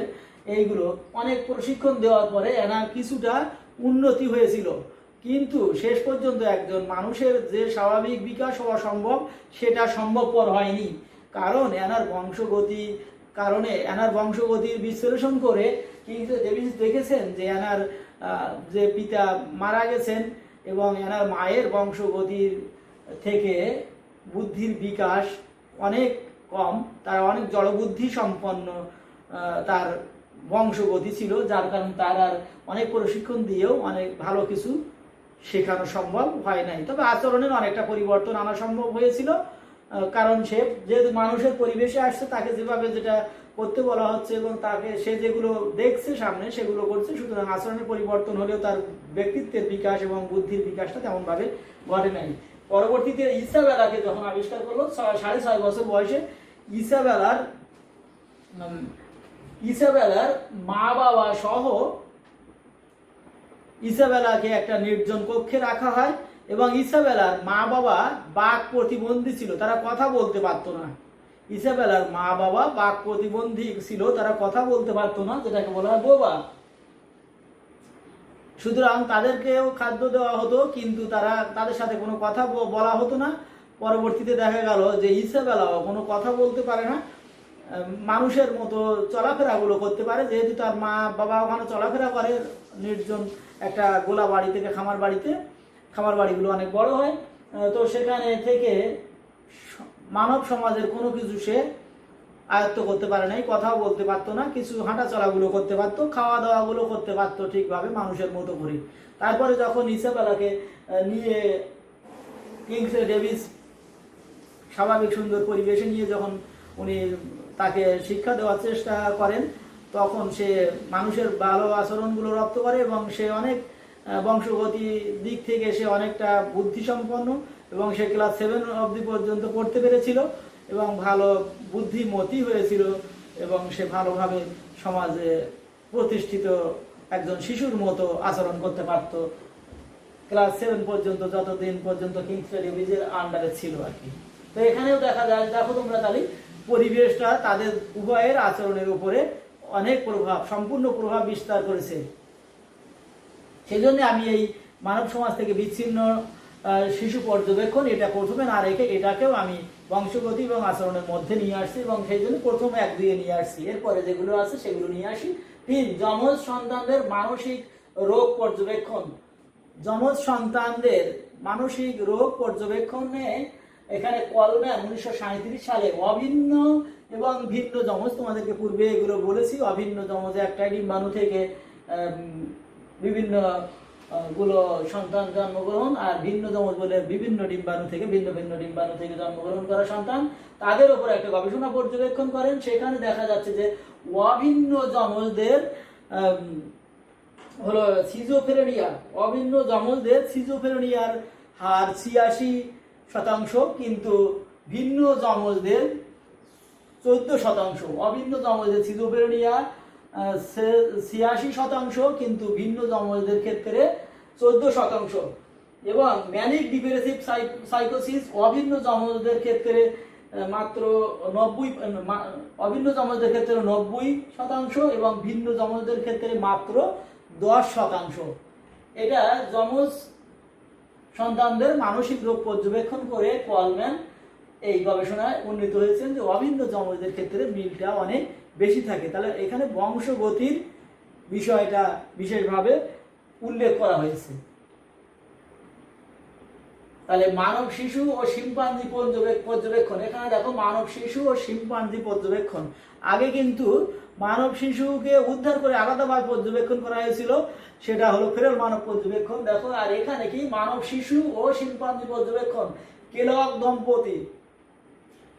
দম্পতি মানে কেলগ ও স্বামী স্ত্রী 1933 খ্রিস্টাব্দে কি করেছে, নিজের 9 মাস বয়সের একটা পুত্র, কেলগ দম্পতির 9 মাস বয়সের একটা সন্তান, যার নাম হলো ডোনাল্ড, পুত্র সন্তান, কেলগের পুত্র সন্তান হলো ডোনাল্ড, 9 মাস বয়স, এবং 7.5 মাস বয়সের শিম্পাঞ্জি গোয়াকে নিয়ে গবেষণা শুরু করেন। এবং দেখা যায় গবেষণায় দেখতে পান, কেলগ দম্পতি দেখতে পান যে শিম্পাঞ্জি যার নাম হলো গোয়া, এখানে একটু কালার করতে, শিম্পাঞ্জি ডোনাল্ড আর শিম্পাঞ্জি গোয়া, এখানে গোয়াটা একটু কালার করলে ভালো হতো। তাহলে কেলগ দম্পতির পুত্র সন্তান ডোনাল্ড এবং শিম্পাঞ্জির নাম ছিল গোয়া। এদের দুইজনকে নিজের সন্তানের মতো করে একত্রে লালন পালন শুরু করেন এবং উভয়ের খাওয়া দাওয়া এবং শিক্ষা দেওয়া, সব আচরণ, পোশাক পরিচ্ছদ, সবুজ কার্য, সবকিছুই আর কি আচরণগুলো শেখাতে চেষ্টা করে। ডোনাল্ডের 9 মাস এবং শিম্পাঞ্জির 7 মাস। এবং দেখা যায় যে শিম্পাঞ্জি অতি দ্রুত যে সমস্ত আচরণগুলো শিক্ষা দেওয়া হয়েছে, প্রস্রাব পায়খানা করানো এবং নিজেকে ফ্রেশ করার মতো সবকিছু গুছিয়ে গাছিয়ে চলাফেরা করা, বিভিন্ন শব্দ শেখানো, শিম্পাঞ্জি গোয়া অনেক দ্রুত গতিতে এগুলো রপ্ত করতে পারছে। কিন্তু ডোনাল্ড পুত্র সন্তান, তার এই গতিটা ছিল খুবই মন্থর। কিন্তু একটা পর্যায়ে যে দেখা গেছে যে শিম্পাঞ্জির বুদ্ধির আর বিকাশ ঘটছে না। যেহেতু শিম্পাঞ্জি মানুষ নয়, মানুষের আইকিউ অনেক বেশি হয়, শিম্পাঞ্জির মানুষের তুলনায় অনেক কম আইকিউ। সুতরাং একটা বয়সের পরে শিম্পাঞ্জির আর বুদ্ধির বিকাশ তেমন ভাবে ঘটছে না। কিন্তু ডোনাল্ড ক্রমান্বয়ে তার আইকিউ বৃদ্ধি পাচ্ছে এবং তার আচরণ অনেক সুন্দর এবং মানুষের মতো হচ্ছে। সুতরাং এখানে দেখা যাচ্ছে যে বংশগতি দেখো কিভাবে প্রভাব ফেললো মানব শিশু এবং শিম্পাঞ্জি পর্যবেক্ষণ করে। তাহলে বংশ, মানুষের বংশ এবং শিম্পাঞ্জির বংশধর। সুতরাং উভয়ের ক্ষেত্রে ব্যক্তিত্বের বিকাশ এবং আচরণের ক্ষেত্রে পার্থক্য ফেলেছে কি? বংশগতি। এখানে তাদের পরিবেশ কিন্তু কোনো প্রভাব বিস্তার করতে পারে নাই, কারণ উভয়েই কেলগ দম্পতির তত্ত্বাবধানে বেড়ে উঠেছিল। এবার দেখো পালক পিতা ও জন্মদাতা পিতার আইকিউ পর্যবেক্ষণ। পালক পিতা এবং জন্মদাতার পিতার আইকিউ পর্যবেক্ষণ করেছেন কে? বার্গস 1918 সালে পালক পিতা এবং জন্মদাতা পিতার আইকিউ পর্যবেক্ষণ করেছেন। একজন গরিব মানুষের সন্তানকে একজন দত্তক নিয়েছেন, তাকে পালক পিতা বলা হয়। এবং পালক পিতা অনেক তাকে লালন পালন করছে, যেহেতু দত্তক নিয়েছে, লালন পালন করেছে। এবং অনেকদিন পরে দেখা গেল, মনে করো 10 বছর পরে দেখা গেল, যখন সে অনেক আচরণ, সুন্দর সুন্দর আচরণ শিখেছে, যখন জন্মদাতা পিতা অপারগতার কারণে পালক পিতা দত্তক নিয়েছে, নিঃসন্দেহে পালক পিতা জন্মদাতা পিতার থেকে আর্থিকভাবে ধনী এবং সে সচ্ছল। সুতরাং তার পরিবেশটাও তার থেকে, জন্মদাতা পিতার থেকে পালক পিতার উন্নত। সে এখানে অনেক ভালো ভালো আচরণ শিখেছে, সুন্দর সুন্দর কথা বলতে শিখেছে, গুছিয়ে চালচলনগুলো খুবই ভালো, আচার ব্যবহার খুবই ভালো। কিন্তু আইকিউ এর ক্ষেত্রে দেখা গিয়েছে পালক পিতার আইকিউ এর সাথে যে সন্তানের কোনো আইকিউ এর মিল নেই। আইকিউ এর মিলটা হয়েছে জন্মদাতা পিতার সাথে। সুতরাং দেখো এখানে বংশগতি এবং পরিবেশটা ছিল উন্নত, কিন্তু জন্মদাতা পিতার আইকিউটা কম থাকার কারণে পালক পুত্রের আইকিউ কম, কিন্তু পালক পিতার পরিবেশ উন্নত থাকার কারণে আচরণটা উন্নত হয়েছে। 6 নম্বর, মার্কিন যুক্তরাষ্ট্রের সমাজ মনোবিজ্ঞানীদের পরিচালিত একটা সমীক্ষা দেখো। এখানে ডিউকস পরিবার ভার্সেস এই এডওয়ার্ডস পরিবার। ডিউকস পরিবার বনাম এডওয়ার্ডস পরিবারের একটা তুলনা করেছেন কারা? মার্কিন যুক্তরাষ্ট্রের সমাজ বিজ্ঞানীদের একটা সমীক্ষা পরিচালিত করেছেন। সেই সমীক্ষায় দেখা গেছে কি? দেখো, মার্কিন যুক্তরাষ্ট্রের সমাজ বিজ্ঞানীদের পরিচালিত সমীক্ষার ফলাফল কি? ডিউকস পরিবার বনাম এডওয়ার্ডস পরিবার। ডিউকস পরিবার একটা জেলে সম্প্রদায়ের পরিবার এবং এডওয়ার্ডস পরিবার একটা স্বনামধন্য বিখ্যাত পরিবার, শিক্ষিত পরিবার। ডিউকস পরিবারের সদস্যরা সবাই প্রায় অশিক্ষিত, শিক্ষার সুযোগ পায় নাই আর্থিক অসঙ্গতির কারণে। জেলে সম্প্রদায়ের কোনো ক্রমে তারা মাছ ধরে জীবিকা নির্বাহ করে। তাদের থাকার অবস্থানটাও খুব সুন্দর না, তাদের বাসাগুলো কোনো ক্রমে মাথা গোঁজার মতো। কিন্তু এডওয়ার্ডস পরিবার সবাই শিক্ষিত, তাদের পরিবারের নিম্ন শিক্ষিত ব্যক্তি ডিগ্রি পাস, স্নাতক পাস, এবং তাদের পরিবারের কোনো থাকার যে ব্যবস্থা সেটা অনেক উন্নত, খুবই উন্নত। কিন্তু ডিউকস পরিবারের থাকার যে জায়গাগুলো কোনো ক্রমে থাকার মতো অবস্থা, আটচালা ঘর সর্বোচ্চ বড় হলে। আর ডিউকস পরিবারের অনেকেই অপরাধী, ক্রাইম জগতের সাথে জড়িত। কেউ কেউ সাজাপ্রাপ্ত আসামি, তারা জেল খাটছে এবং বিভিন্ন অন্যায় কাজের সাথে, সন্ত্রাসী হিংস্র কার্যকলাপের সাথে জড়িত। কিন্তু এডওয়ার্ডস পরিবারের সবাই শিক্ষিত এবং তারা সবাই বা সরকারের বিভিন্ন পদমর্যাদায় ভালো অবস্থানে চাকরি করে, তাদের বংশে এডওয়ার্ডস পরিবারে অধ্যক্ষ আছেন একজন, তাদের পরিবারে উপরাষ্ট্রপতি আছেন একজন। এটা পর্যবেক্ষণ করেছেন মার্কিন যুক্তরাষ্ট্রের সমাজ মনোবিজ্ঞানী জিউক্স পরিবার এবং এডওয়ার্ডস পরিবারের পর্যবেক্ষণ থেকে দেখেছেন যে আসলে বংশগতির কারণেও একটা বংশগতির ধারা যেভাবে প্রবাহিত হয় সেই ক্ষেত্রে বেরিয়ে আসা অনেক কষ্টকর হয়ে যায়। পরিবেশ অনেক সময় বের করে নিয়ে আসতে পারে, কিন্তু বংশগতির কারণে সেটা বেরিয়ে আসা সম্ভব হয় নাই। কিন্তু একটা বিষয়, আমাদের বংশগতি যদি আমরা খুঁজতে খুঁজতে চলে যাই, আমরা যেহেতু বলেছি পিতামাতা এবং পূর্বপুরুষ, পূর্বপুরুষ বলতে পূর্বপুরুষ তার পূর্বপুরুষ তার পূর্বপুরুষ, এভাবে যদি আমরা পূর্বপুরুষের অরিজিন খুঁজি তাহলে আমাদের সবার রক্তের মধ্যে ওই রক্ত রয়েছে। সুতরাং মানুষ অনেক সম্ভাবনাময় একটা জীব বলা যায়, সব কিছুই করতে পারে যদি উন্নত একটা পরিবেশ পায়, উপযুক্ত পরিবেশ পায়, তার যদি তাগিদ থাকে, তার যদি আশা আকাঙ্ক্ষা থাকে, তার যদি আগ্রহ থাকে, তাহলে অবশ্যই সে সেটা করতে পারে। কারণ আমাদের রক্তে সেই বীজটা রয়ে গেছে, আমাদের কোনো না কোনো পূর্বপুরুষের মধ্যে সেটা রয়েছে প্রচ্ছন্ন। আমরা যেটা প্রচ্ছন্ন এবং প্রকট বলি, গায়ের রং প্রকট প্রচ্ছন্ন আমি প্রথম দিকে পড়িয়ে আসছি, প্রচ্ছন্ন বা সুপ্ত অবস্থায় রয়েছে। এটা উপযুক্ত পরিবেশ পেলে আবার সেটা বিকশিত হতে পারে। সুতরাং পরিবেশ বা বংশগতিকে ঢালাওভাবে একবার এভাবে বলা যায় না। তারপরে অনেকটা হলেও এই ক্ষেত্রে জিউক্স এবং এডওয়ার্ডস পরিবারের ক্ষেত্রে মার্কিন যুক্তরাষ্ট্রের সমাজ বিজ্ঞানীদের সমীক্ষার ফলাফল তোমাদেরকে জানালাম। এরপরে দেখো 7 নম্বর যমজ পর্যবেক্ষণ।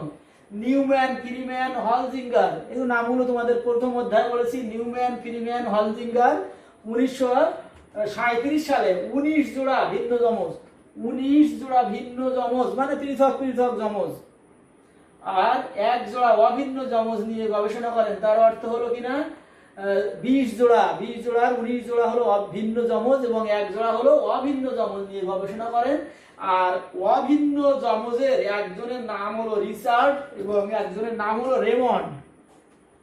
এই রিচার্ড এবং রেমন্ড এই দুই ভাইকে, রিচার্ডকে একজন দরিদ্র ট্রাক ড্রাইভার, রিচার্ডকে একই কালার দেখো, রিচার্ডকে দেওয়া হয়েছে দরিদ্র ট্রাক ড্রাইভার দত্তক নিয়েছেন। আর রেমন্ড দেখো এই কালার একই দিয়েছি, কালার রেমন্ডকে নিয়েছে ধনী একজন চিকিৎসক দত্তক নিয়েছেন। তাহলে কি হলো, নিউম্যান, ফ্রিম্যান, হলজিঙ্গার 1937 সালে 19 জোড়া ভিন্ন যমজ এবং 1 জোড়া অভিন্ন যমজ নিয়ে গবেষণা করেন। সেখানে 1 জোড়া অভিন্ন যমজের দুটো বাচ্চার একটা নাম হলো রিচার্ড, একটা ছেলে সন্তান, আর একজন রেমন্ড আর একটা ছেলে সন্তান। দুইজন, রিচার্ডকে একজন দরিদ্র ট্রাক ড্রাইভার এবং রেমন্ডকে একজন ধনী চিকিৎসক দত্তক নেন। 10 বছর পরে তাদেরকে একত্র করে কি ফলাফল এসেছে দেখো, তাদের আইকিউ এর মধ্যে অনেক মিল থাকলেও ব্যক্তিত্বের মধ্যে অনেক পার্থক্য রয়েছে। ব্যক্তিত্বের মধ্যে বলতে ব্যক্তিত্বের সংলক্ষণ রয়েছে, অনেকগুলো সংলক্ষণ রয়েছে। তোমরা আরো পরের অধ্যায়গুলোতে বা সেকেন্ড ইয়ারে এগুলো জানবে। ব্যক্তিত্বের সংলক্ষণ বলতে আমরা ওগুলো আর এখন বলবো না, ব্যক্তিত্বই ধরে নেওয়া কি, ব্যক্তিত্বের অনেক দিক। তো যাই হোক, ব্যক্তিত্বের সংলক্ষণের মধ্যে বা ব্যক্তিত্বের মধ্যে অনেক পার্থক্য রয়েছে। তাহলে আইকিউ এর মধ্যে অনেক মিল আছে, কিন্তু ব্যক্তিত্বের মধ্যে পার্থক্য সৃষ্টি হয়েছে। এবং ঠিক এইরকম আর একটা গবেষণা করেছেন কে, মান আর একজন মনোবিজ্ঞানী মান 1969 সালে, এটা ছিল 1937 সালে নিউম্যান, ফ্রিম্যান, হলজিঙ্গার এবং ওনাদের অনুরূপ আর একটা গবেষণা করেছেন মান 1969 সালে। কোথায় 37, কোথায় 69 সালে পিতামাতার থেকে বিচ্ছিন্ন 1 জোড়া যমজ পর্যবেক্ষণ করে অনুরূপ ফল পান। তার মানে কি ফল পেয়েছেন, যে আইকিউটা এক, তাদেরকে বিভিন্ন জায়গায় দত্তক দিয়েছেন বা উনি হয়তো নিজে লালন পালন করেছেন বা বিভিন্ন ভাবে, যাই হোক তাদেরকে পিতামাতার কাছে রাখা হয় নাই, কিন্তু বিভিন্ন অনেকদিন পরে 10 বছর, এখানে 10 বছর হয়েছে, উনি হয়তো 10 বছর বা আরো কিছু কম বা পরে একত্র করে পর্যবেক্ষণ করে দেখেছেন যে আইকিউ এর মিল রয়েছে, কিন্তু ব্যক্তিত্বের সংলক্ষণের মধ্যে বিস্তর পার্থক্য সৃষ্টি হয়েছে। আর এই ব্যক্তিত্বের সংলক্ষণের মধ্যে পার্থক্য সৃষ্টি হওয়ার মূল কারণ হলো পরিবেশ। আর যদি এখানে আমরা বলেছি যেটা আমাদের মধ্যে বা ওই সন্তানগুলোর মধ্যেও তাদের পূর্বপুরুষের পূর্বপুরুষ যিনি ছিলেন, আমাদের পূর্বপুরুষ তাদেরও পূর্বপুরুষও এক ছিল, সুতরাং তাদের রক্ত তাদের মধ্যেও ছিল। সুতরাং যদি ওই প্রচ্ছন্ন বৈশিষ্ট্যটা যদি প্রকট আকার ধারণ করতে পারতো, তাহলে আইকিউ এর পরিবর্তন হতে পারতো। যাই হোক, আমরা এখন পরবর্তীটাতে চলে যাই। দেখো, তোমাদেরকে একটা বাস্তব ভিত্তিক উদাহরণ দিই। দেখো, এটা একটা লাউয়ের বস। এর মধ্যে একটা লাউয়ের বসের মধ্যে পাকা লাউটাকে একটা বিল্ডিং বাড়ি না মনে হয়, টিনশেড বাড়ির পাশে এখানে মাটিতে ফেলে দেওয়া হয়েছে। একটা লাউয়ের বস ভেঙে গিয়েছে, বৃষ্টি বাদলে ভেঙে গিয়েছে এবং পাকা লাউয়ের থেকে গাছের চারা বেরিয়েছে। তোমরা একটু খেয়াল করো, এটা যদি ঘরের মধ্যে রেখে দেওয়া হতো, শুকনো স্থানে যদি রেখে দেওয়া হতো, কখনোই আলো বাতাস না দেওয়া হতো, বা আলো বাতাস দেওয়া হলো কিন্তু পানির সংস্পর্শ পেল না, তাহলে এর থেকে কি অঙ্কুরোদ্গম হতো? হতো না। কিন্তু এখানে অঙ্কুরোদ্গম হওয়ার একমাত্র কারণ হলো যে এটার মধ্যে বীজটা ছিল, লাউটা সম্পূর্ণ পাকা এবং বীজগুলো পরিপুষ্ট, পুষ্ট বীজ, সম্পূর্ণ পরিপক্ক বীজ। এই পরিপক্ক বীজটা আলো বাতাসটা ঠিক মতো পাচ্ছে এবং পর্যাপ্ত পরিমাণে, যতটা পরিমাণে পানির প্রয়োজন, আর্দ্রতার প্রয়োজন, সেটা পেয়েছে এবং পেয়েছে মাটি।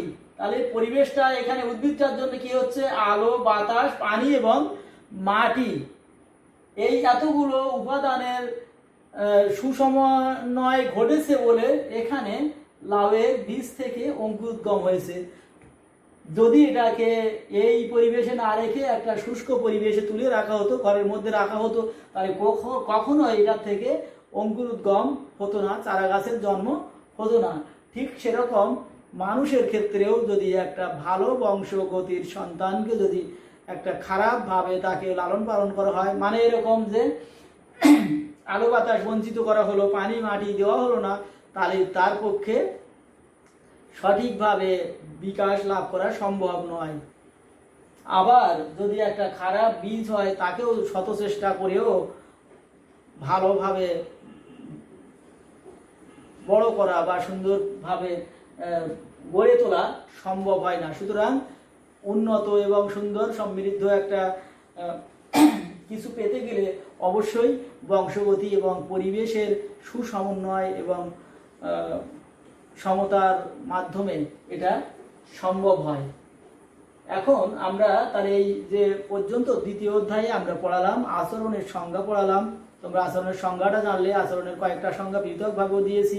তারপরে এখানে তোমরা জানলে যে বংশগতির দৈহিক উৎস জানলে, লিঙ্গ নির্ধারণ জানলে, জিনের গঠন জানলে, তারপর যমজ সন্তান পর্যবেক্ষণ জানলে, জন্ম পূর্ববর্তী পরিবেশ কাকে বলে জানলে, জন্ম পূর্ববর্তী পরিবেশের বিভিন্ন উপাদান সম্পর্কে জানলে এবং জন্ম পরবর্তী পরিবেশের বিভিন্ন উপাদান জানলে, এবং তারপরে সর্বোপরি আমরা যেটা এখন শেষ করলাম সেটা হলো জন্ম এই মানব শিশুর ওপরে বা মানুষের ওপরে ব্যক্তিত্ব এবং আচরণের ওপরে প্রভাব বিস্তারকারী বংশগতি এবং পরিবেশের সমন্বিত প্রভাব সম্পর্কে আমরা মোটামুটি জানলাম। তোমাদেরকে অসংখ্য ধন্যবাদ এই ক্লাসগুলো মনোযোগ সহকারে দেখার জন্যে।